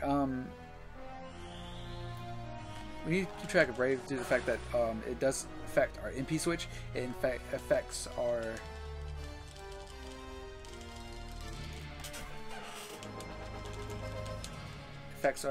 MP switch. It affects our hits with our sword or with our Excalibur, and it affects our hit damage with on certain units. Unlike with Magic, where it's important to have yeah, unlike on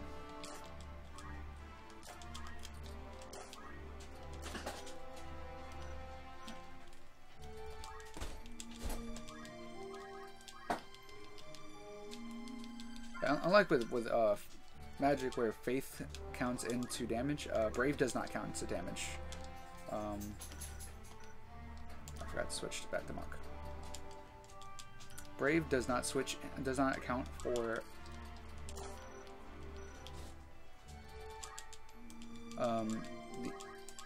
does not count into extra damage.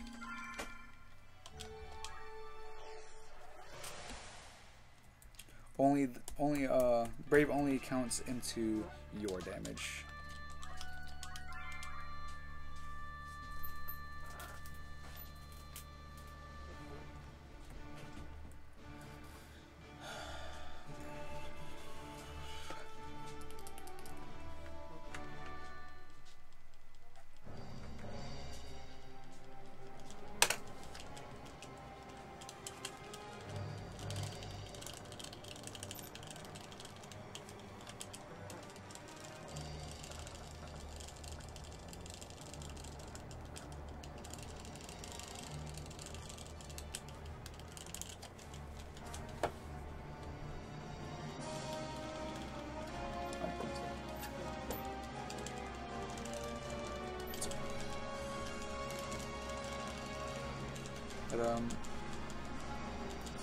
Pretty much here, this is a pretty simple fight. You might have seen that I swapped to Time Magic. We need Time Magic for Meteor.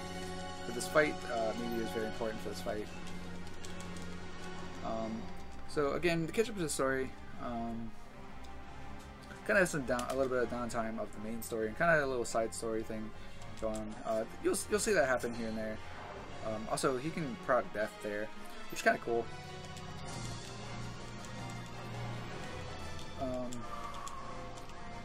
Oops, that was silly. That's fine. Oh,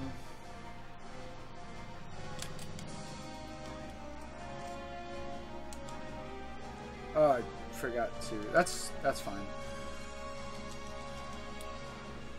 I forgot to punch Agrius, which is gonna mess with things.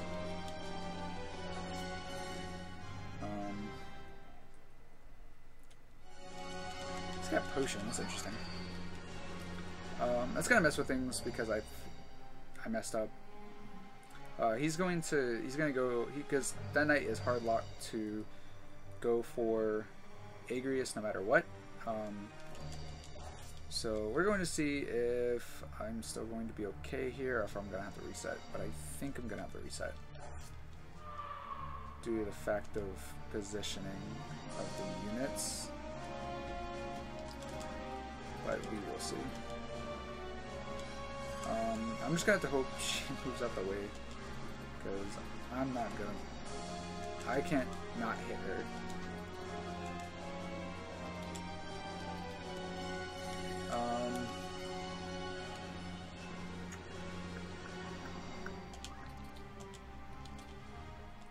Alright, well, I'm just gonna have to rely on Delita. I'm gonna have to just rely on Delita. Hope that Delita take this guy out. Uses Split Punch. Doesn't use Crush Punch, which is unfortunate. Yeah, I'm just gonna wait with her.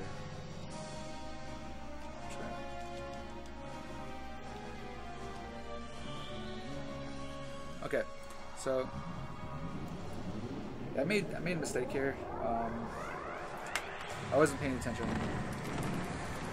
Didn't punch Agrius. Again, big deal. It can be a big deal. Very big deal. So here, I just kind of have to hope Delita can take that knight out. If anything, I can just start.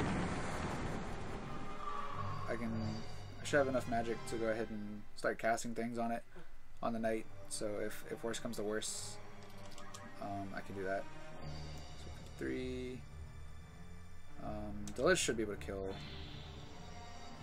here, but just in case, we're gonna bolt this guy.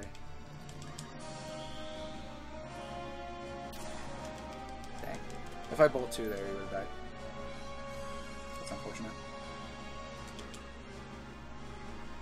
It's okay. Delish is our boy.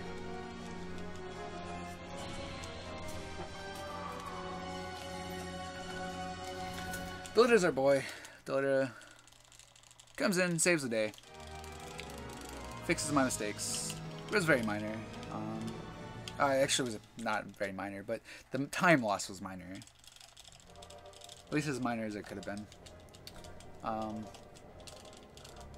Say it probably like lost maybe a minute or 2. That's not a big deal. That's kind of mistakes like that will happen. But like if you make a mistake in this game, that's a good thing. That's a lot of times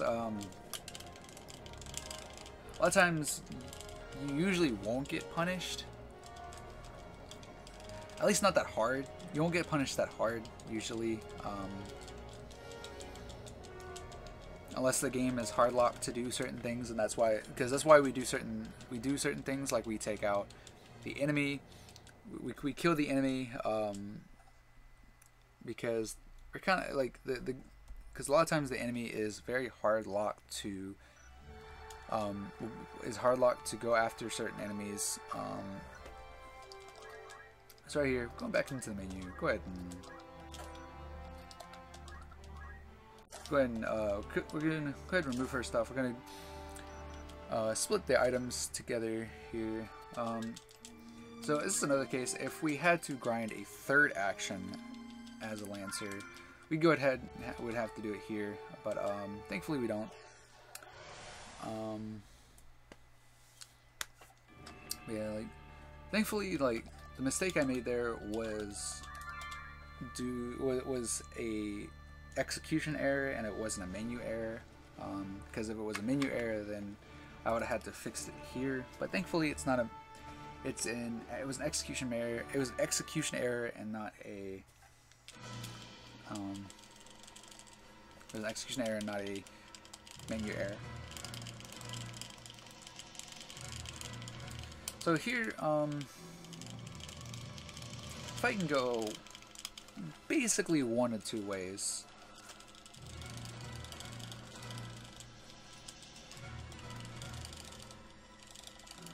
So that's there again, once again, made a decision. We don't want to save Musty because it is very easy to just game over here. Right there, that is honestly, arguably, probably sometimes can be one of the worst chances of that happening. Okay, so this right here is a very bad thing that can happen. Okay, that can be very bad, especially if he elementals Lavian too. Oh my god, is he really hasting? God, and this guy. Wow, this fight is going down the drain very fast. This fight is going very, very bad. This is going very, very bad right now. Like we're having a lot of things that just don't happen.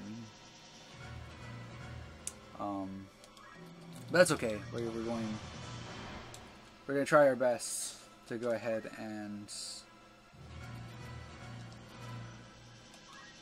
Oh, that's the quick. Okay, so.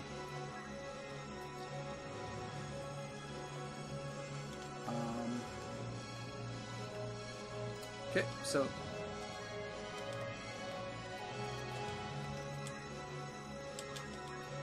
Yeah, this fight has a lot of things that can happen. Unfortunately, this game, it's not like this fight is not as bad as it used to be, but it's still it can still be very bad, and that is extremely bad. If those units take a turn before... If those units take a turn before those meteors go off, it can be very bad. And this guy did not die. Yep, okay, we're gonna have to reset. And that is the instance of... This is honestly why Zeland is arguably one of the worst fights in the run. It can go very wrong very fast, and that happening right there was very unfortunate. Nothing we could have done, and I also dropped my controller by accident. But that's okay. Happens, whatever.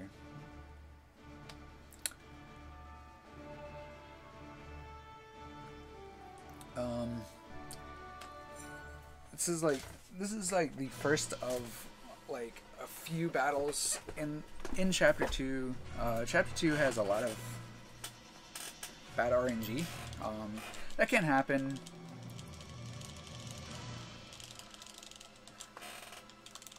Like I said, that fight was just very unfortunate. It's very unfortunate. Happens. There's really nothing we can do about it. All we can do is just hope the haste doesn't hit. Okay, so this is more the ideal situation here, and the reason why I want this is because the units. He's still gonna go for the petrify here, unfortunately. Oh no, he's gonna stop. Okay. Hell IV is actually worse due to the fact that if that lands, then my unit just kind of like, yeah, just can't do anything, which could be very bad.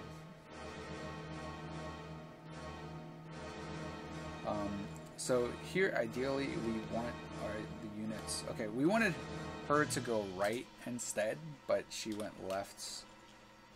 That's fine. Oh, she's worse comp actually. She's not going to die. Zeland is just not cooperating today.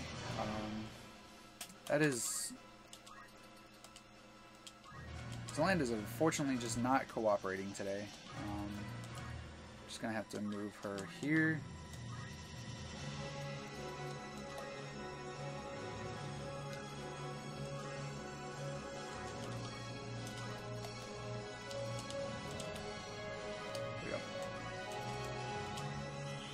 So right there, you want to make sure you don't blow yourself up too. That's one thing for sure. Make sure you don't kill yourself there. And the reason, like, there's some cases where you don't really care if you blow yourself up, but she needs the experience. She needs. She doesn't really need JP, but she needs the experience.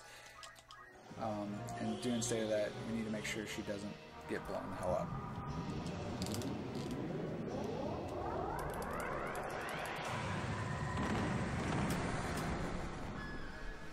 See, I knew that unit, so that's why I moved. That's why I moved my unit here. Is due to the fact that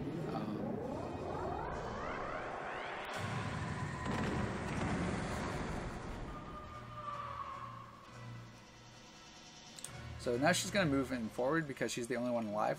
If there's units that are in critical and there's only one, but they're the only one alive, they'll tend to just kind of not bolt. Oh, I was trying to do bolt 3.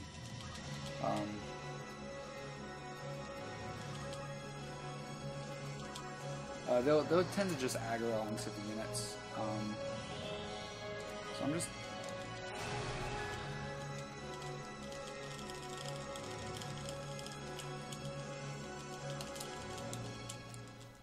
Which is fairly good for us.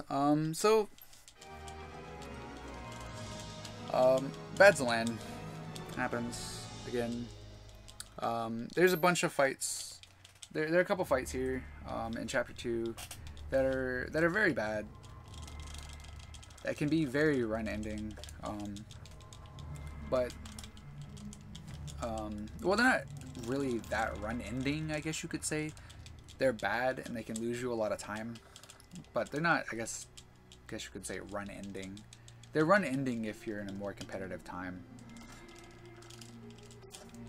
Where, you know, worst comes to worst, you might have to like reset a couple times. Thankfully, I only have to reset once there. Well, actually, that's not even thankful. It's unfortunate that I had to reset even at all, because that fight has been what used to be the worst fight in the game.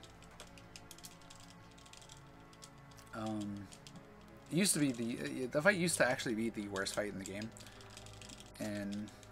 but now it's not as bad anymore. Thankfully, it's not as bad anymore.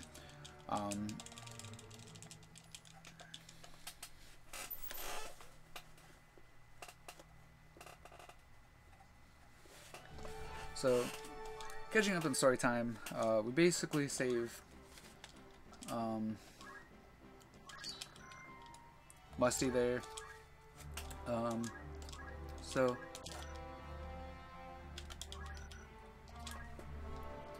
and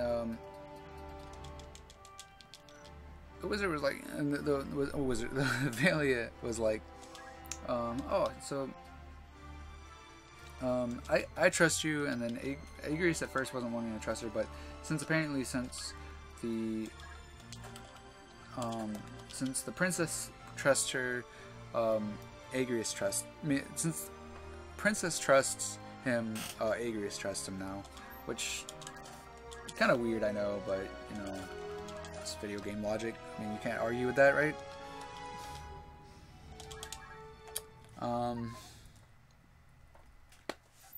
So here, another cutscene. Right after the menus. You might, like I said before, you'll see me do stuff like the move command. Again, it's faster to just use the move command if you're already in the menu like that. So here, kind of get kind of a connection between Valia and Ramza here. Again, I feel like this is another very key point in the story. I feel like it's a very key point in the story. Due to the fact that it kind of connects Avalia with Ramza, due to the fact that she knew Ramza's sister, which, if you remember correctly, Ramza is royalty, so it kind of makes sense why Avalia knows Alma, due to the fact that they're royalty, or nobility. They're nobles. They have nobility. That's what I was trying to look for.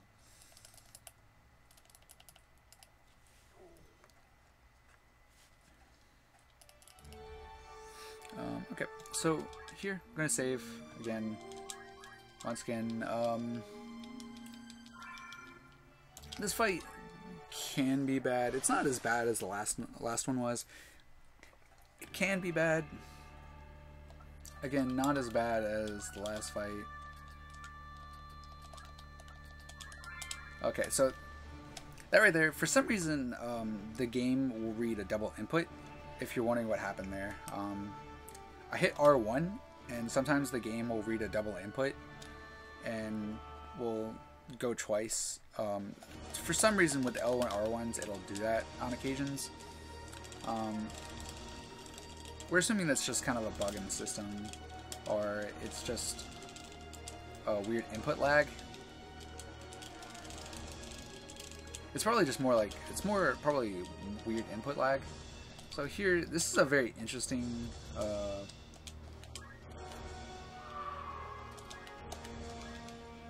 that's a very interesting, that might not look like it did anything, but if we didn't do that, it would have moved the camera, and it would have lost about a half a second.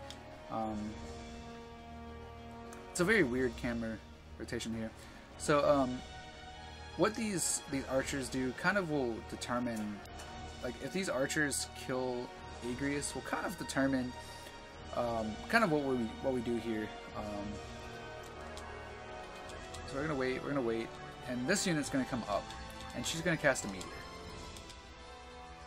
We're gonna make sure to use it on panel because okay. Also, this unit can also have an extra move, and she can move up like that, right up that point right there. She can also move only move 2, which can be annoying. So Ares didn't die here, so that means we're gonna go ahead and punch here. You might have realized that we had grabbed Wish or Guts on Ramza. That's due to the fact that we are we're going to be using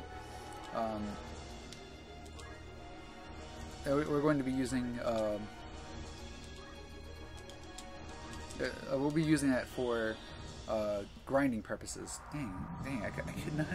I'm just not remembering anything here. So also something I did not mention, which can be apparent here. This is the first instance of mantles. As you saw right there, she didn't have mantle. She probably had mantle, but mantle gives magic evasion, which can give up to, like, the highest one I believe gives up to 20% or 18%, which is in like chapter 2. Which can, like I said, which is very bad for us. There are certain spells that ignore magic evasion, but anything that's deal with the black magic is affected by magic evasion.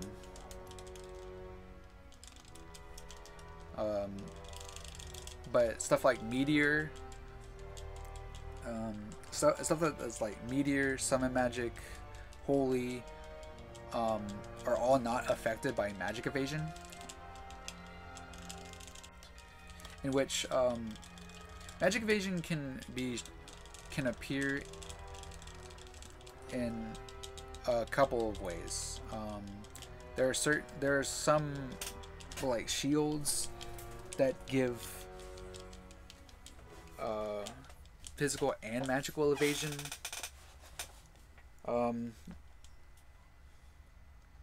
There are some that give just physical. There's some that just give magical.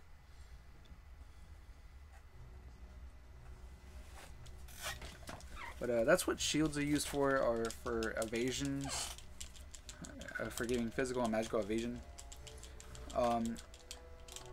And at Daughter 1, or Slums of Daughter, as I like to call it, I had talked about how there is a 3% chance for the knight to dodge, and if he dodges, it's very unfortunate.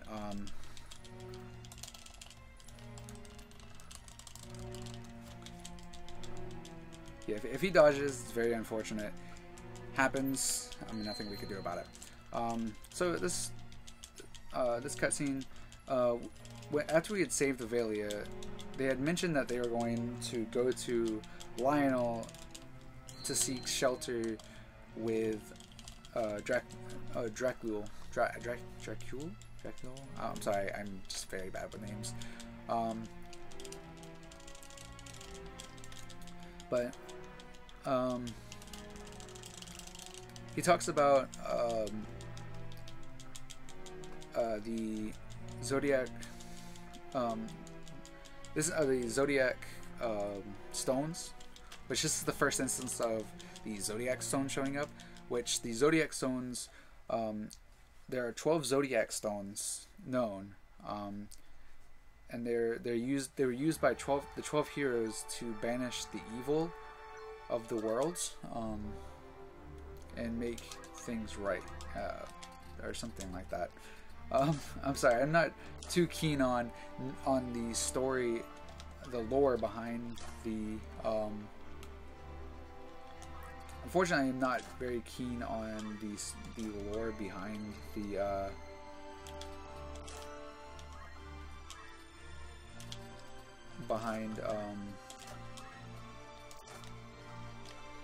behind it. I apologize for that, but it is, but as pretty much as far as I know about the story. So we're gonna go ahead and save here. This fight's almost practically scripted. So this fight is fairly simple, but it can, I could still mess things up. That's the only reason I'm saving here, is just for purposes of possibly messing up.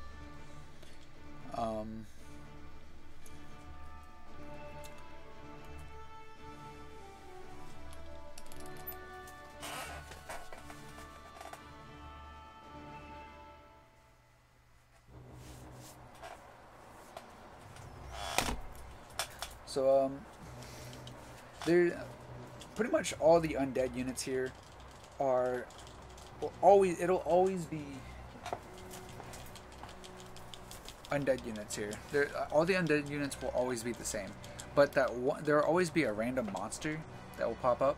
That floating eye there is the one we got for this fight, which is not bad. It's not bad. Malboro is good if you're ahead. If you're like your head on XP and your head on everything, you don't need extra actions, or you don't need the actions here. What you can do is you can on the back skeleton there, you're about to see me go ahead and cast Bolt 3 here. What you can do instead is you can cast Odin right here, and the Malboro that'll be right here will move right here, and he'll move into the Odin. We're not sure why. Maybe he's just silly or stupid. I couldn't tell you, but he does that, and it makes the fight go just a little bit faster. But most cases we don't want to do that due to the fact that we actually need the experience. We need in the cases we need the experience. We need the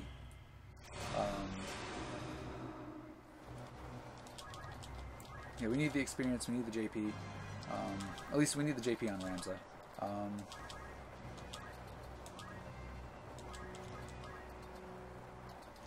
Bolt 2. So, this is another thing. Oh my god, dude. I was not paying attention again. But this one is a very minor one. This is a very minor mistake. It can be easily fixed. It can be and will be easily fixed here. This out of all mistakes I could have made, this is a very minor one, thankfully. So we'll see this guy die here. That's fine. And then we're gonna end up taking an extra turn with her, and we're gonna go ahead and throw this here. What we're supposed to do is where that ghost is right now. We were supposed to move with this unit, and we were supposed to throw a Phoenix down there. And being distracted, I got distracted trying to explain things, messed up.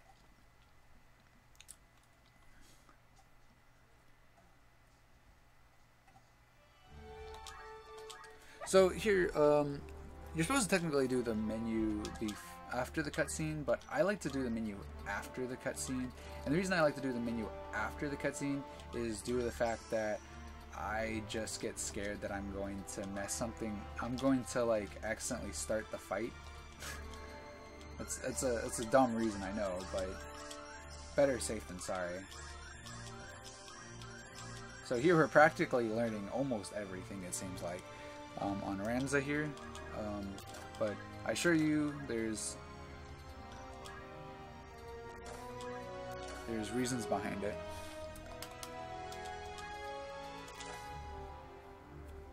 So we need magic attack up. We need magic attack up on almost all these units. We move +1 on you, and then we'll go ahead and go into the cutscene, and then we'll go ahead and move into the cutscene here. So this is since the land is no longer like the land, actually, I guess you could say was more like the second hardest fight. This is the hardest fight in chapter 2, probably actually in the game. Period. But it's only because it's super heavily RNG based. It's not like the most RNG based fight, because that fight's in chapter 4. At least in my opinion, it's probably the most RNG based fight.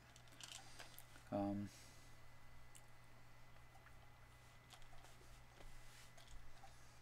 guess it's more of like it's more like it's the more of the trollier fights, I guess you could say, in chapter 4. So kind of do the move command here. Sometimes when we move command, you'll see that we'll do move command just to trigger things, like we'll like trigger fights here, or you'll see us get like, you know, trigger fights, or we'll trigger cutscenes with it. That's things we'll do. But anyway, like, so you might have seen that he was that Musty was kind of worried about that there's certain people that are looking for a certain stone. And Mustadio, sorry, I keep saying Musty. Mustadio, we nicknamed him Musty. We don't actually call him Mustadio. We also call him Mustachio. Maybe that's another one we call him too. But Musty was like, you know, like, oh, there, you know, Rudovich isn't around, so I'm gonna go around and search, like, make sure everything's okay. And then he said, I'll meet you over at these over at the slums over there. And so that's pretty much what we're supposed to be doing. We're supposed to be doing at the slums here, and then he got caught by Rudovich. Or Rudovich. I guess it's Rudovich, not Rudovich.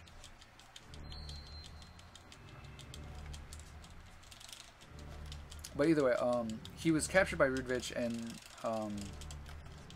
Rudovich? I think it's Rudovich.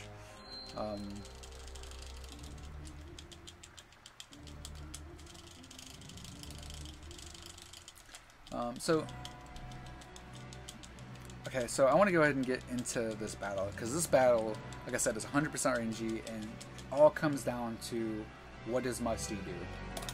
Okay, so he goes for the lower thief, and he does land the don't move. That's worst case scenario.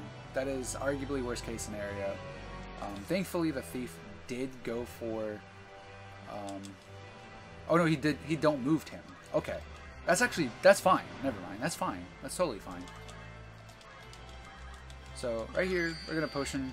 That's why we take item here. We also move Ramza here, so kind of makes these guys kind of move into position here. So yeah, so you'll have the archer here, kind of pot shot Ramza here, along with the.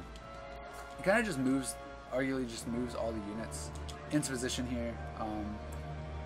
So since this was just a don't move, it's not that big of a deal. We can go ahead and, because he can don't act, and if he don't acts, that can potentially be bad, which is what I thought he did, but he didn't, thankfully. So what we want to do here is we want to go ahead and bolt 4 these guys down here. The reason we're doing that is because we're pretty much setting all the other units to kill other units that we need dead, and I forgot to put on Summon Magic on you.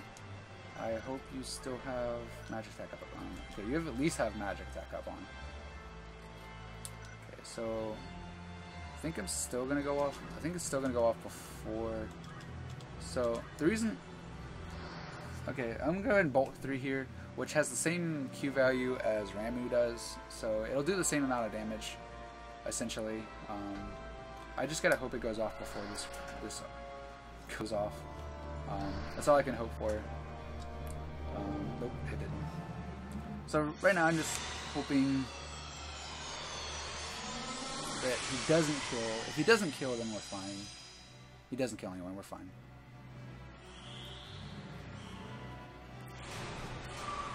We don't care that Ramza dies. Ramza's gotten has taken his action. He's got his action. We don't care.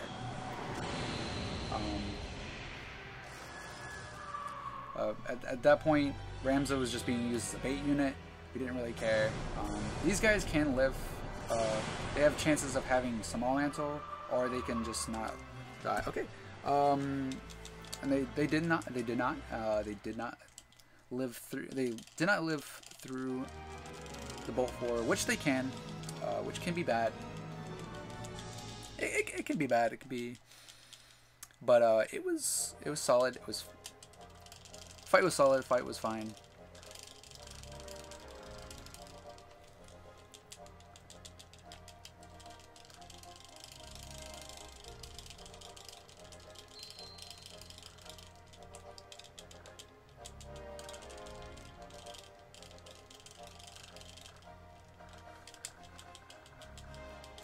So, right here, as you saw, we had that Ramza was forced to give Rudovich the Zodiac Stone, but Musty made a fake, and Rudovich, which students say we just gave Rudovich the fake.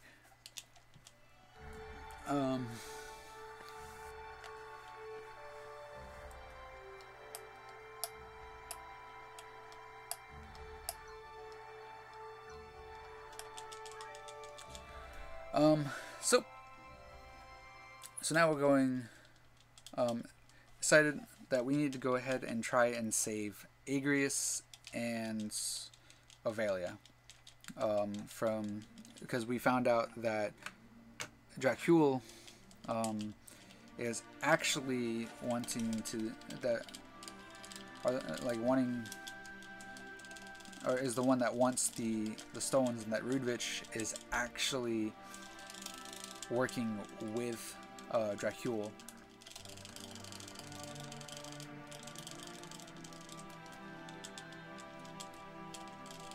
So we decided we're going to go around, and we're going to flank them from the back, or from the side, or is it from the back? I guess it's from the back.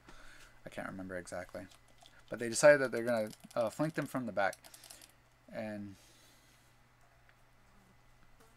from right here, we're able to buy an item that's going to be very important throughout the game. And that is Green Berets and Wizard Robes. We're going to buy 3 rubber shoes and 5 mantles. And the reason I'm telling you guys all these, because these are very important items. They will become very important throughout the game. So I went ahead and equipped that. Technically, that should already be on. So we also switched to short charge here. Something I also didn't explain from the last fight is that rain does actually, like, the environment does affect elemental damage.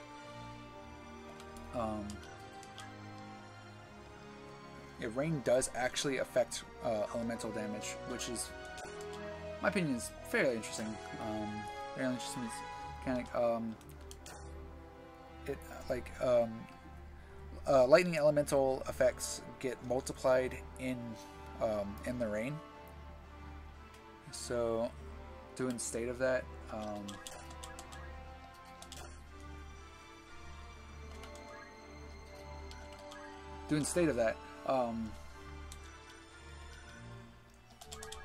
We get extra damage, which you kind of might have realized that we were doing like really big numbers with very small, like bolt 2s and bolt 3s. We were doing very high amounts of damage, with our, and than what we were originally doing.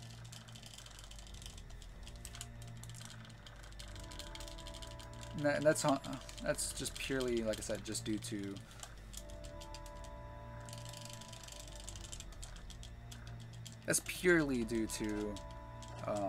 the rain. And due to the fact that Thunder Rod. Something else I didn't mention is that Thunder Rod, Ice Rod, and Fire Rod, all three boost the damage of their respective elements. So that's why we bought 4 Thunder Rods. That's why it was important to buy them. Way back when we started this. So again, do another save. This fight, not as bad as the last one, but the fight next after this one, it can be bad. Oops. The next fight can be bad. Again, all comes down to RNG. So here, we're actually gonna have the first instance of using Musty, and we're gonna have the first instance of using Musty, and the power. And you guys are gonna see the power of gunshots in this game. Again, shoutouts to Sweet Cherry Boy JP. Because if it wasn't for him, his efforts in routing this new, the Taurus route here, we would have never known just how powerful gunshots can be in this game.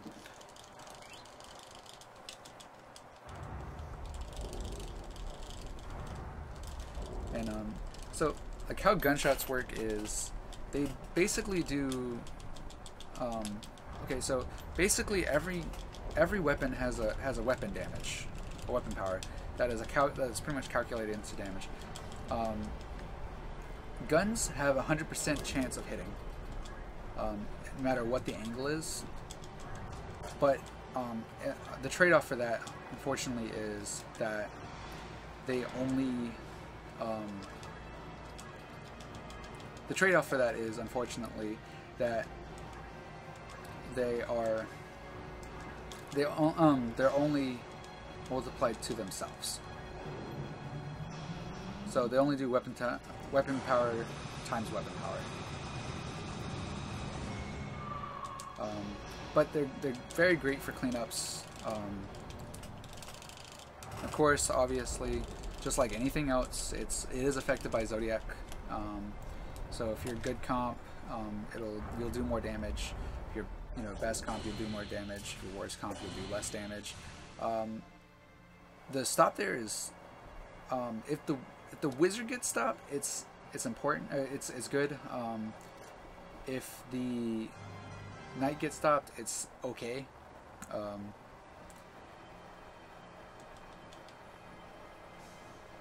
So unfortunately, she lived due to being worst comp. But usually, most times she would die to a gunshot plus Ramu. But unfortunately,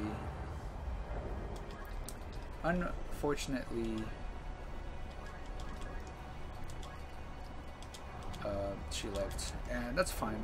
Like I said, cleanup time, very easy. You might have realized that Ramza, they've kind of all just kind of aggroed onto Ramza there, and that's very important that they did.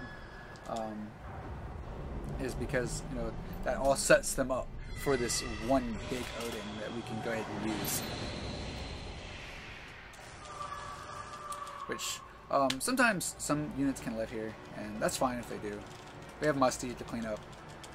Him being the thing is about in the engineer class. The thing is about the engineer class is the engineer class is extremely fast. Like they have like 7 speed very early on in the game. On top of the fact that they can equip guns. Like there's in which, like I said before, guns are very powerful. So again, saving here because it's very necessary.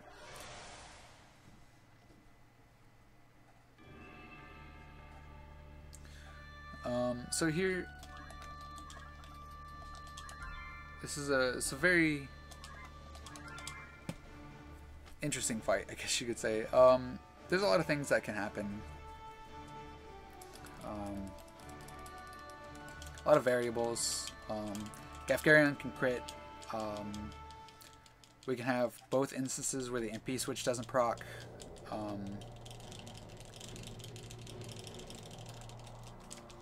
there's a lot of things that can happen in this fight that can just really go wrong. And the thing is, though, we need to make sure Ramza does not die. If Ramza dies here, we're just kind of screwed.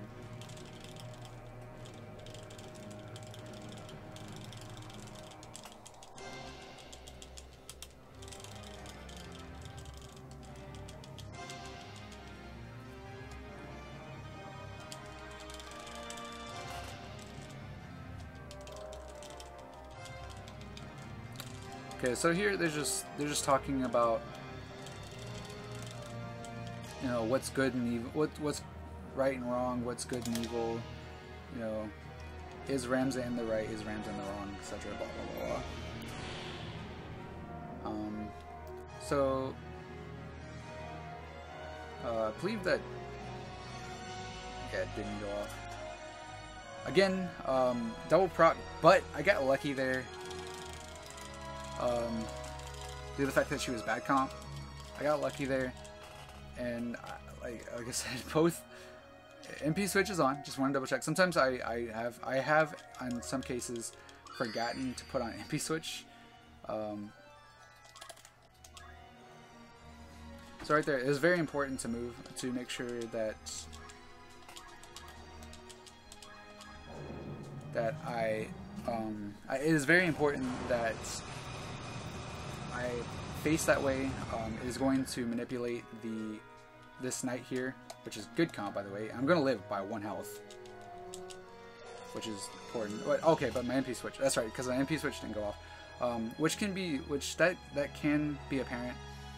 And the reason why that can be apparent is this archer will not go where I need her to go if Ramza dies.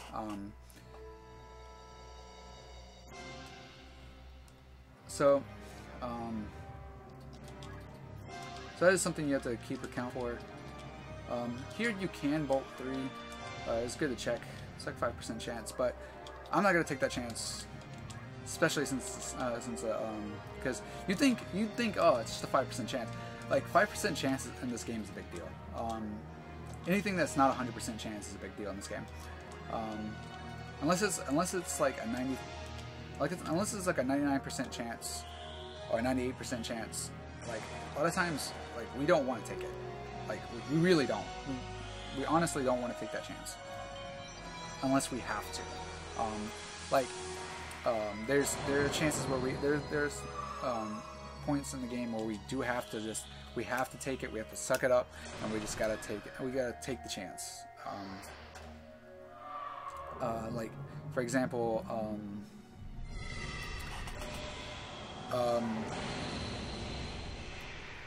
Barrios Hill is a very good example. Swiggy is another good example. Swiggy, it might not seem like they're, but Swiggy, even with a 70%, is only like a 90% chance to land the frog. Like you're there, that's an 85% chance right there. Oh my god, dude! I just realized, what the heck? This guy's still alive. Nice dash. 85% chance is like, it's 85% chance, probably because the dude's got like a mantle plus, probably got like mantle plus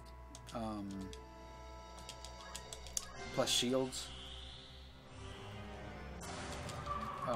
so which lowers it very significantly, because having, okay, so that was about as worse as, I wouldn't say that's about as worse, but that's I was okay. I was okay. I wouldn't say it was good. It wasn't good. It wasn't bad. It wasn't bad, but it wasn't good either. So this next fight is kind of where the Taurus route, and like you already saw some apparent changes, but like this is one big thing about the Taurus route that kind of like deviates from the Capricorn route, and this is like kind of like the biggest time save, and it saves about roughly it can roughly save about 2 to 5 minutes.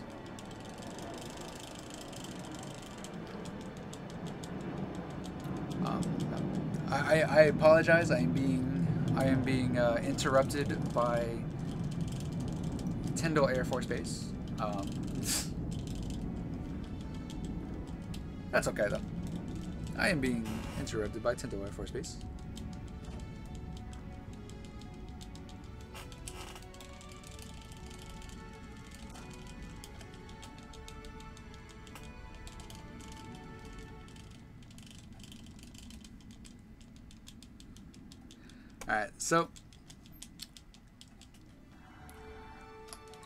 Alright, so we're going to do another big menu here.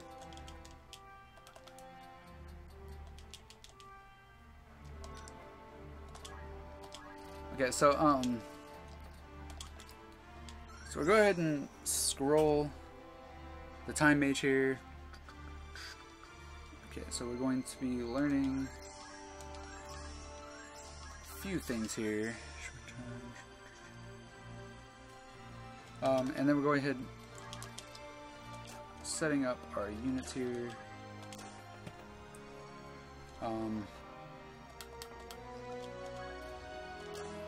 Short charge, ignore height. Oh my god, where's Black Magic? And we also need critical quick here. Is very critical to make sure to put critical quick on there. But no seriousness, it is actually important to put critical quick there. And the reason it is important to have critical quick on there is because we don't want to be losing MP for the next fight.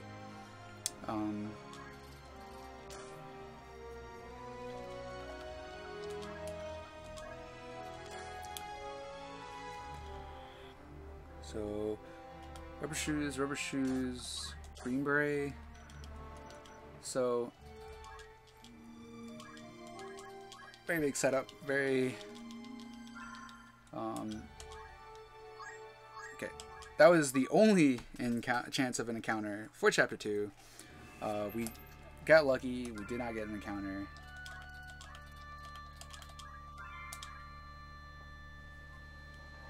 So...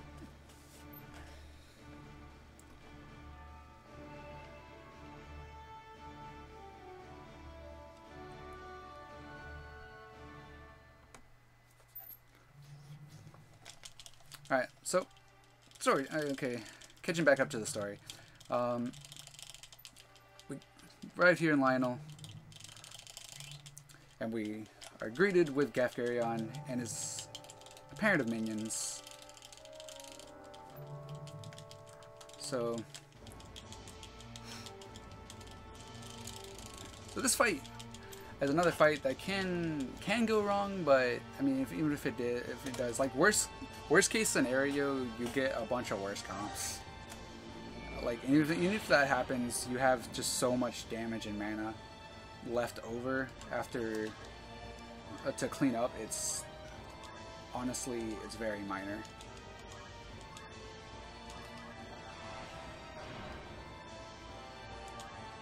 Okay, so. Okay. So, this guy, Sean, here, will always go first. That's okay.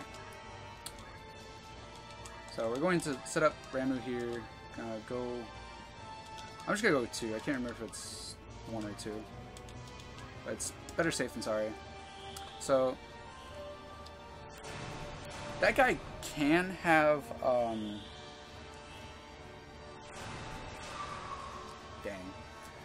that guy can have Wizard Mantle, which I believe it. You know, it's like with if they have Wizard Mantle, it's an 18% chance to dodge magic evasions, which can happen. It happens. It's whatever.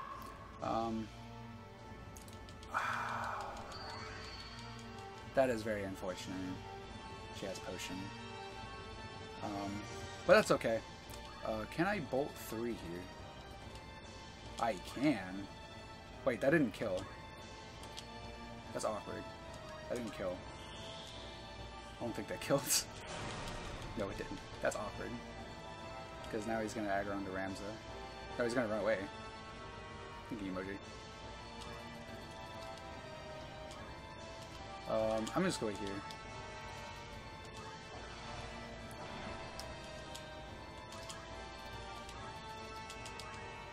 That's fine. I wasn't paying attention to, like, I was paying attention, I saw it, but,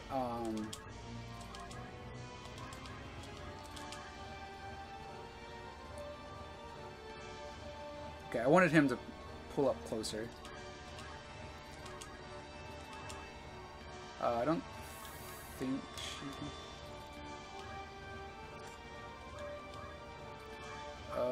Bolt should kill. Yep. Okay. So, what you can do is you can bolt 3 there, like you did, like I did right there. But he got apparently a very high roll on his HP. He got a high roll on his HP, and I realized it after I already hit the confirm button. But in most cases like that, if you see that, you just go ahead and use Holy, which is why we have Holy. Okay, we're gonna say, so right here we're gonna save. This is the menu here is very important, and that's why I'm going ahead and saving, because if I mess anything up on this menu, then we're going to lose a lot of time. That doesn't matter. Just need gain JP up, right? Yeah, just need gain JP up. Need to swap to Elmont. No, need to swap to Lancer. Because we should be... Yep, okay. So we need these 3 actions here. Oops. Accidentally minimize the menu, the notes there. So what we did there, setting up Lavian like we did, is we're going to have Quechlin here, which is the boss for, you can say kind of like the final boss for chapter 2, if you want to, if you want to say that. Because like every chapter, after every chapter, there's always kind of like a quote-unquote final boss. I say quote-unquote, but it's like, I guess you could say it's like, kind of like a final boss. I'm assuming that's what they kind of intended for the game to be like, was to have like every fight end with a kind of an assassination mission. You know, so they're like a quote-unquote final boss. But this guy is. He's not that hard. We're just gonna do a couple punches. We're gonna cast a Holy on him, and so right here I'm gonna try and focus. I gotta make sure I do not mess up here, so because I make one fatal mistake here, and we're gonna have to reset.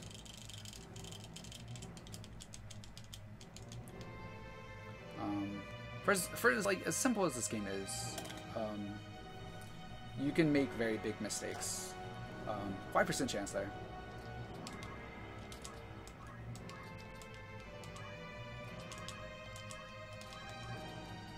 Is that quick? Okay. Just make sure. Okay. So we're going to quick Ramza here because we want.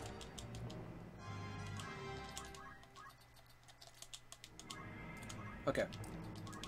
Okay. Pretty much we're in the clear here. What we want here is we're doing this so we can get Ramza 3 Lancer actions.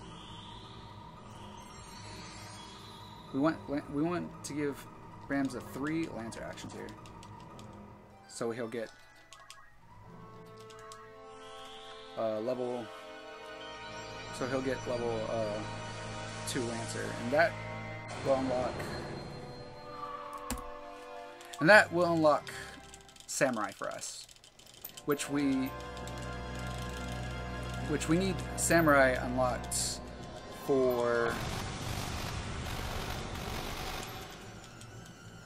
which doing say we need Samurai unlocked for just pretty much through chapter 3 and 4. We're going to be using Samurai pretty much through the whole run.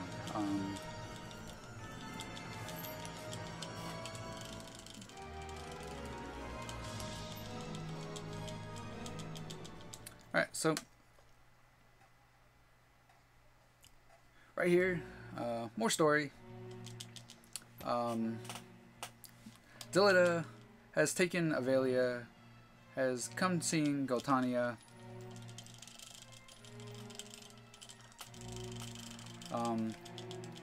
and has taken the glory, or the credit, I guess you could say, of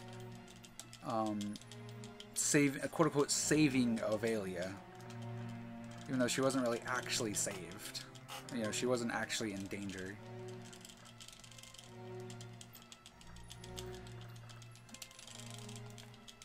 So pretty much, you know, Dilida setting up to go ahead and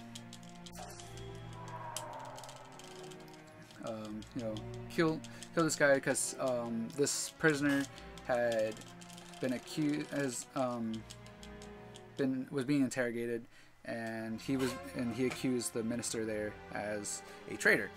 So right here there is a 2-minute cutscene.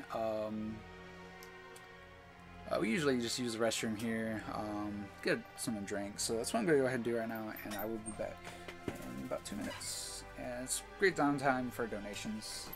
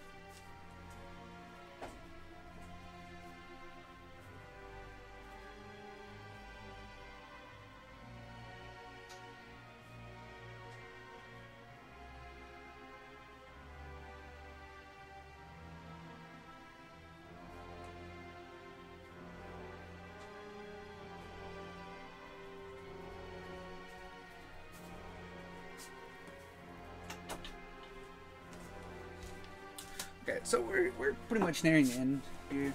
Well, actually, we're exactly at the end. Wow, I have very good timing here. There's no real need to save here. And the reason why there's no real need to save here is because we'll get another chance to save right after the cutscene. So I'm not really going to worry about saving here, because there is zero reason to save. Whereas, at the beginning of Chapter 2, there was all the reason to save.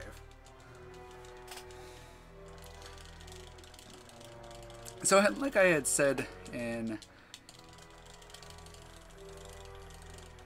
Chapter 1, there was... Like I had said in Chapter 1, there is another part in the game that kind of does like what Little Money does, and that's a big tide here.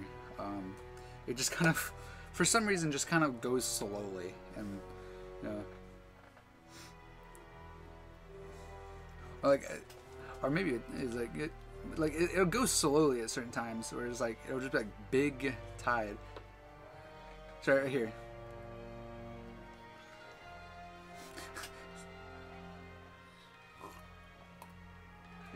Is the big tide.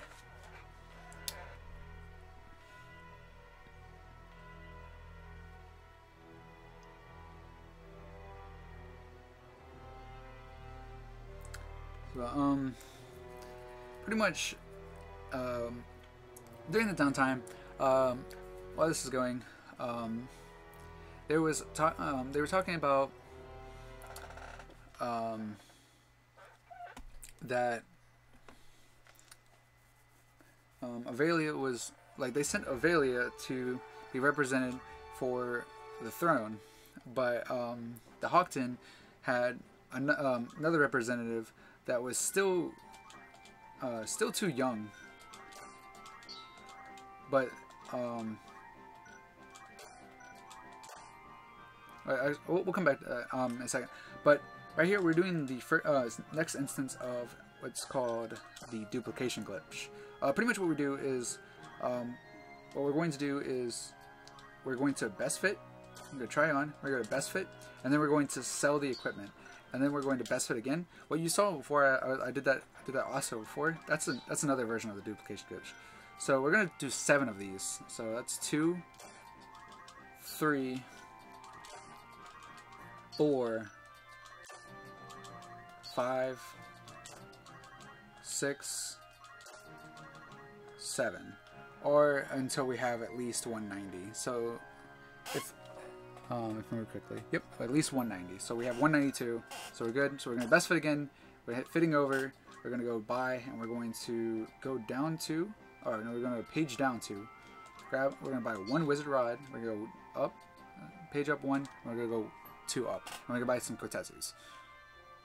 We're going to buy 5 kotetsus, or 7 kotetsus, I apologize. We're going to buy 1 twisted headband, and we're going to buy 3 magic gaunts. And that's going to be buying for now. So here we're going to go ahead, going to go to priests. We're going to, and we're going to swap Lavian. We're going to swap Lavian, and we're going to swap Alicia and Lavian to time mages, because we're going to be sending them on a proposition to unlock Summoner later.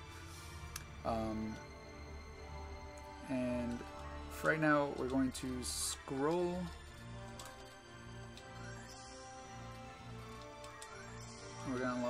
We're gonna only really need a few things for Alicia, and now we're going to scroll all the way down here. We're going to, so this is an instant I was talking about before, how sometimes it will gain you JP instead of just getting you infinite JP or making everything for free. So what we do here is we're going to learn Kukui, and we're going to learn Kotetsu, and we're going to go from Byzabot to Heaven's Cloud, and then we're going to learn Heaven's Cloud into Muramasa. We're also going to learn Two Hands and Blade Grasp. Learn Two Hands and Blade Grasp. And then from here we're going to go draw out, we get teleport, we're going to magic attack up because we don't need gain JP up anymore. So we're going to use move find item, and if you had seen before, what I've done with that is I hadn't talked about it before, but we pretty much use that. We use the move find item as a way to remove. Oh no, she actually still needed. She still needed teleport on. Weird. Oh, did she? I sure already had move find item. I'm silly. But we use move find item just to kind of remove teleport while we're still in this, while not having to back out and hit remove. And so, which kind of makes just menuing go faster, and I'm wasting time pretty much trying to like remember here what I'm supposed to be doing here, because I'm just kind of going out of it for some reason. I'm not sure why. Hopefully I can start getting back into this swing of things here. But some cases you'll see me kind of like right there where I placed the item like right here instead of going up one. The reason why I do that is it doesn't really matter what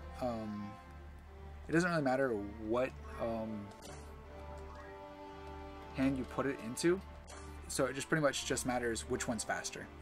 In some cases it's, as you saw, faster to put it on, and in some cases it's fast to put on the left hand, sometimes it's fast to put on the right hand. It's just whichever's faster. If I put magic gaunts. Alright.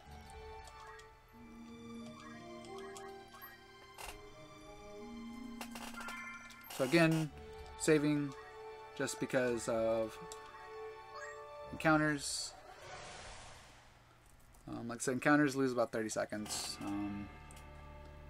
So we always do saves. So, yeah, it's 8 and 9.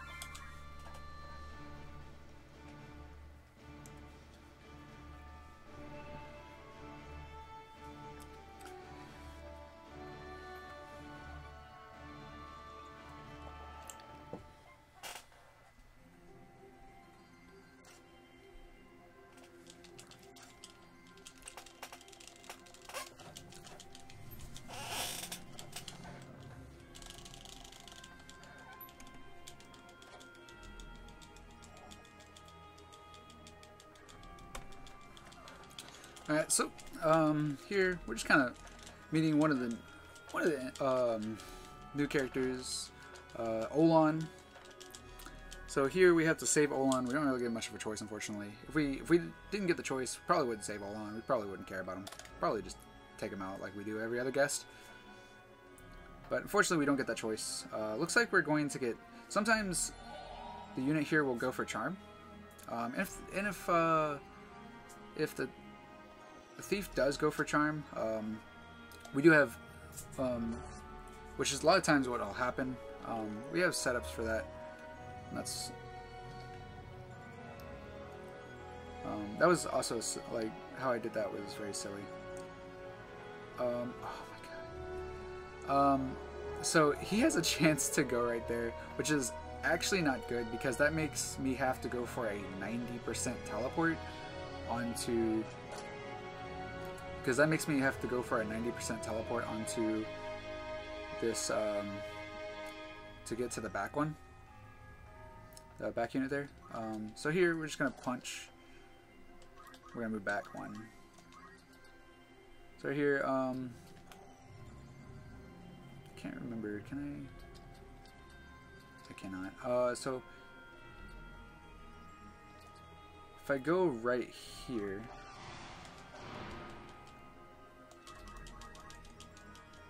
I can go ahead and Katetsu this guy and kill him.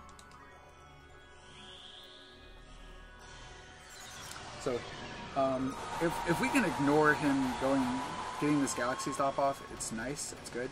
But sometimes we can't, and if we can't, it's unfortunate. It's whatever. Okay, so here we have to go for the 90% teleport. Just gotta hope we landed it. Okay, we landed it. That's something else I didn't talk about. Teleports, how teleports work is it'll always be off of your initial. It'll always be off of your initially whatever your movement speed is. Yeah, your not move speed. Your movement. So if you have a movement of 3, then you can only go 3 until, and then you can still continue after that, but you have a 10% chance less every time after that to land it. So right there, she only has a 3 move, so, or she has 4 move. Like because she only has 4 moves, so if I have to go for a 5 square teleport, then I have a 90% chance of I only have a 90% chance of landing it. Which again, like I said, if we can avoid it, we prefer not to go for them.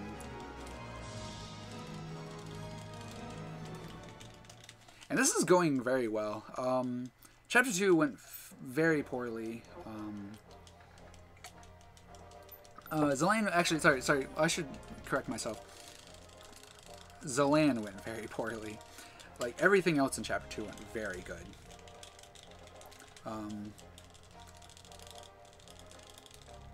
Soldier Office was... it was a Soldier Office. The Soldier Office can either really troll you, or it can save you a lot of time. You can't really control the Soldier Office. Again, I'm gonna do the menu we gotta do the menu here.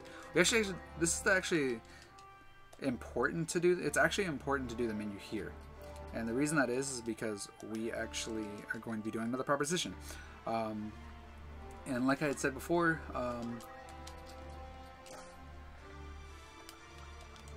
like I said before, we're doing, we had swapped, we had swapped Lavian and Lycia due to, we need, Lycia and Lavian.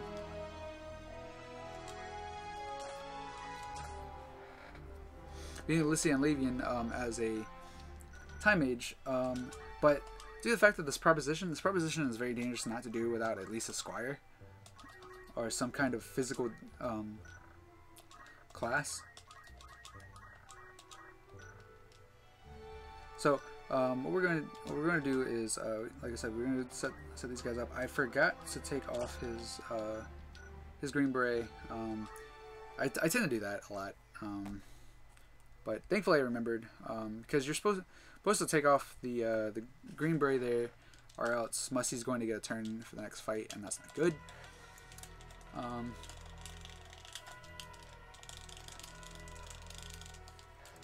So yeah. So this is also another instance of changes, like I said before, due to the fact that, because before we didn't actually take Lavian, but now we need Lavian, and the reason we need Lavian is for not even really safety measures, but we actually need her because since we're no longer taking Agrias, which counted as our second waifu unit, we're no longer taking her, so now we can no longer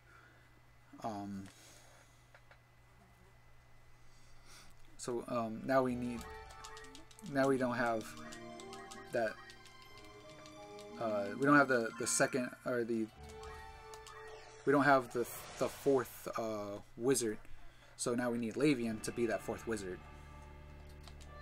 aka what we used to call that unit the sixth unit, and we used to call, the waifu unit the waifu unit. And so the six, and pretty much what the 6 unit worked as was pretty much as our, kind of just our main damage source. It could have been pretty much just any. It didn't matter what kind of like it did not matter what the unit's zodiac was. But now we pretty much have basically set zodiacs for the entire game. Which, having set zodiacs does honestly give a bit more of a consistency of the game.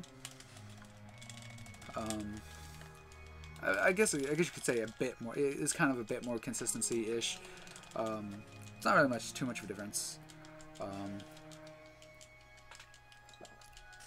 But the Taurus route is a lot more marathon friendly. Due to the fact that it has a lot more consistency to it. There's a lot more to it.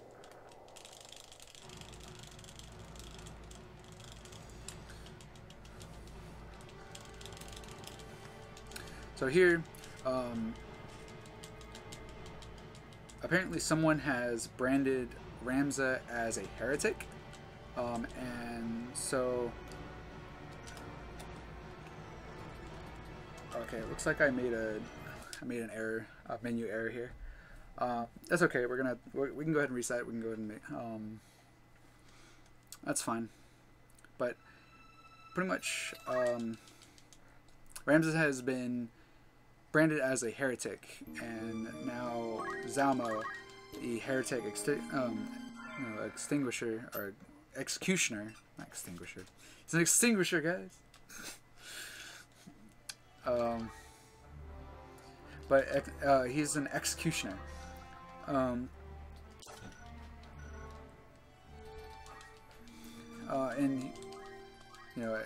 of course, if you know what an executioner is, you know what he's pretty much here for. But if you don't, executioners, they kill. They kill whatever the targets are.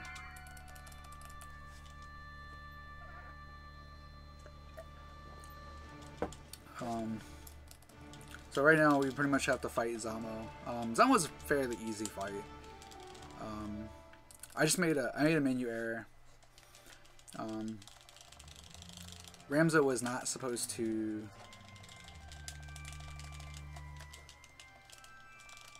Ramza was not supposed to go first there. Again, like I said, formation matters.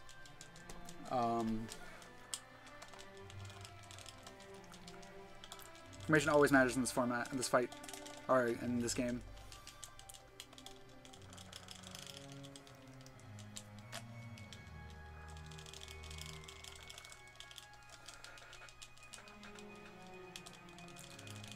So didn't say that, unfortunately.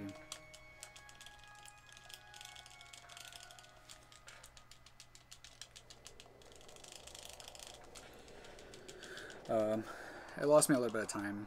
I've made quite a few mistakes through the run here. It's okay. They're very minor mistakes. They lose a minute at most. The mistakes I've made. And that's the unfortunate thing about doing runs like this. A lot of times you won't realize the mistakes until you won't realize the mistake until it happens, until you get to the fight. I was trying to Heaven's Cloud. I don't have those yet. Not yet.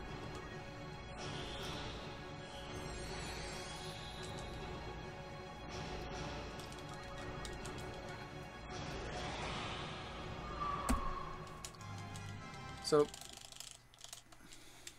bit unfortunate there. It's okay. Happens.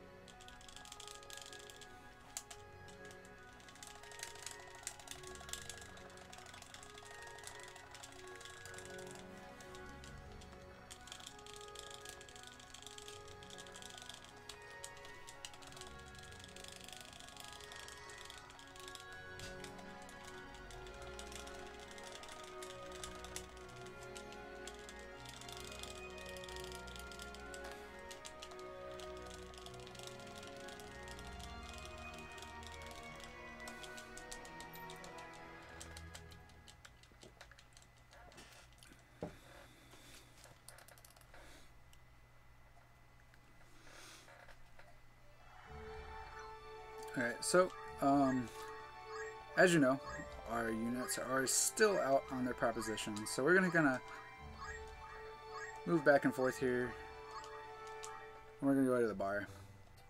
They should be done.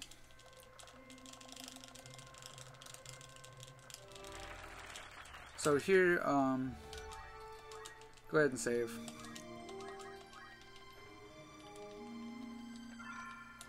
So,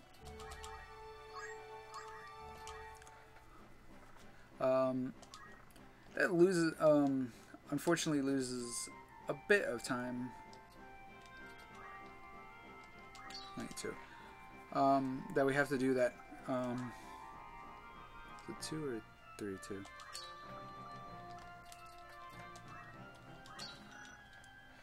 So, community rooms, very important for this run. Okay, so,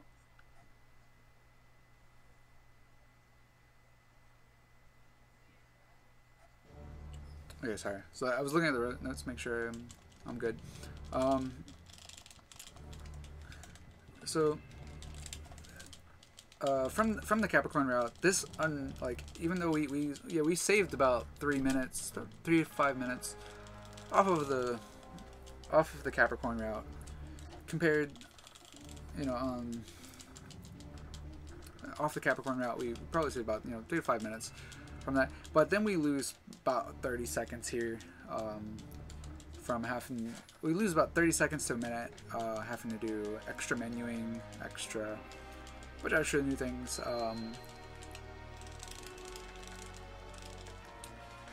Bit of unfortunate, but happens, you know. You gotta have some kind of trade-off, right? So here we're gonna save big menu here, a bit of a big menu. I wouldn't say it's big, like it's not as big as like chapter 2 and 3 menu. Like those are arguably the biggest menus in the game. Are the beginning of chapter 2 and beginning of chapter 3 are arguably the biggest menus of the game.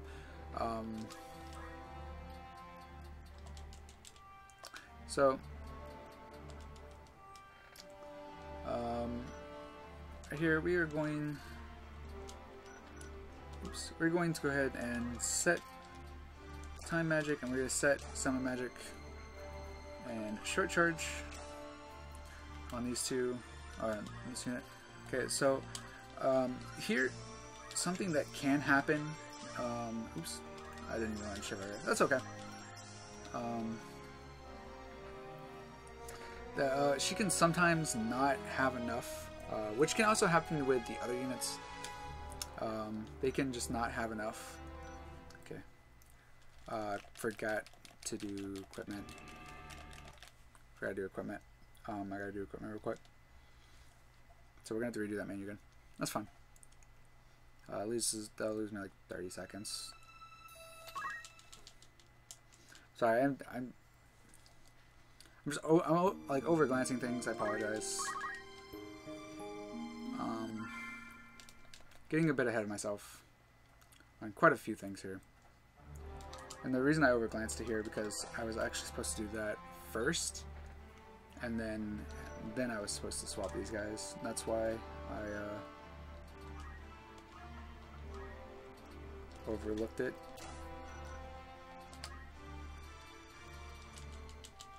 I was remembering that I was supposed to swap these, and then I forgot to.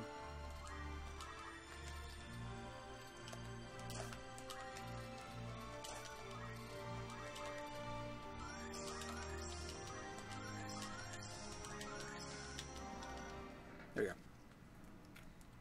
So, like I said before, like it is a possibility that they'll be just like 1 to 10 JP short, and for this case, if this happens, you just kind of swap Alicia into being a summoner. You just put on some magic onto Lavian, and you just have Lavian cast the Ramu for this fight.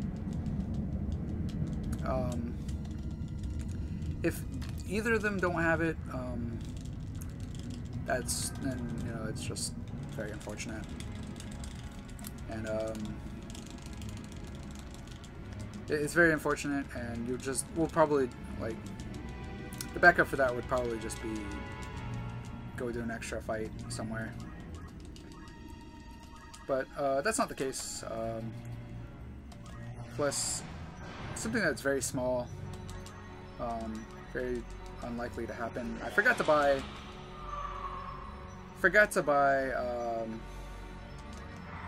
Heaven's Clouds. That's not good. I'm gonna have to make sure to buy Heaven's Clouds.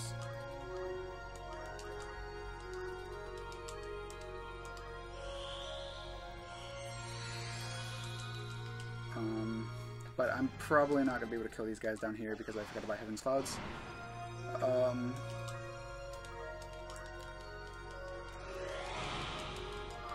Okay, one lived. That's fine. That's better than... I mean, I missed it. Dang it. That's very bad. And she doesn't have short charge for some reason. Alright.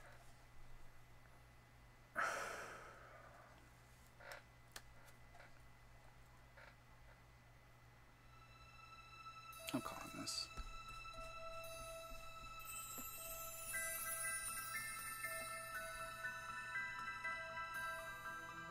I lost the run to RNG, dude! Oh my god, that was so bad!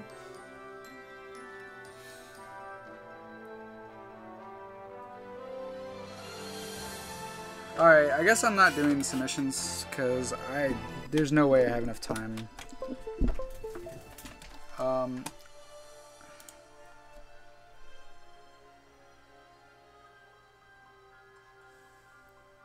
That's very unfortunate. Hey, thank you guys so much for showing up. Thank you guys for huge support. I'll try again this afternoon, and just cross my fingers that there's gonna be still submissions open and available. And we'll try again this afternoon. But all around, that was just very, very bad. I made a lot of mistakes. I made way too many mistakes. Like, I could have continued that, yeah, but it was just way too many mistakes, and I feel like I just wasn't presenting it very, very good and very clearly. I think, to be fair, to be honest, I think I want to take 2 this afternoon. Try again this afternoon. But I do want to say thank you guys very much for showing up. If anyone gave any follows, thank you guys so much for the follows. If any donations, if anyone sending any donations, any bits, anything like that, I wasn't paying attention to chat. Like I said, I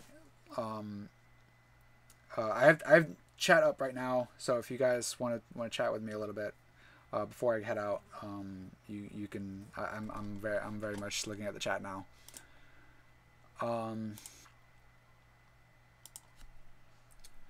But I just want, like I said, I just want to tell you guys, thank you so much for showing up.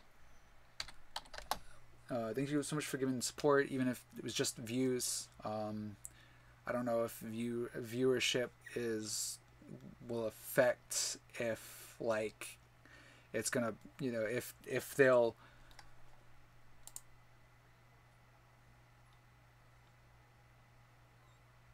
Why did my bot do it twice? What the hell? Element of stress. Yeah, it's partially that. I would definitely say it's partially that it's adding a bit of stress. It is kind of, I am a bit nervous. It is making me a bit nervous trying to do this. You can probably tell I was making a lot of mistakes. Like a lot of people that are not new here, that, you know, watch me daily, probably know I don't make that many mistakes. Like, I make mistakes, sure, I'll make mistakes here and there, but I don't make that many mistakes. Like, you could tell I was very nervous, and that's why I'm kind of like, I wanna like, started watching Azamo. I made like Azamo, you saw that I've like chapter 3, I was making probably the biggest amount of mistakes, and I was in HCSU. Like, well, let's see here. I mean, like, chapter 2 went fairly decent. I got RNG cucked, but, you know, whatever, it happens. But anyway, I'm gonna send you guys over someone. But like I said before, thank you guys so much for showing up. Hope you guys enjoyed. And I will be back hopefully this afternoon. If not, I'll try again tomorrow. But again, like I said, thank you guys for showing up. Hope you guys enjoyed, and I will catch you guys this afternoon. Later.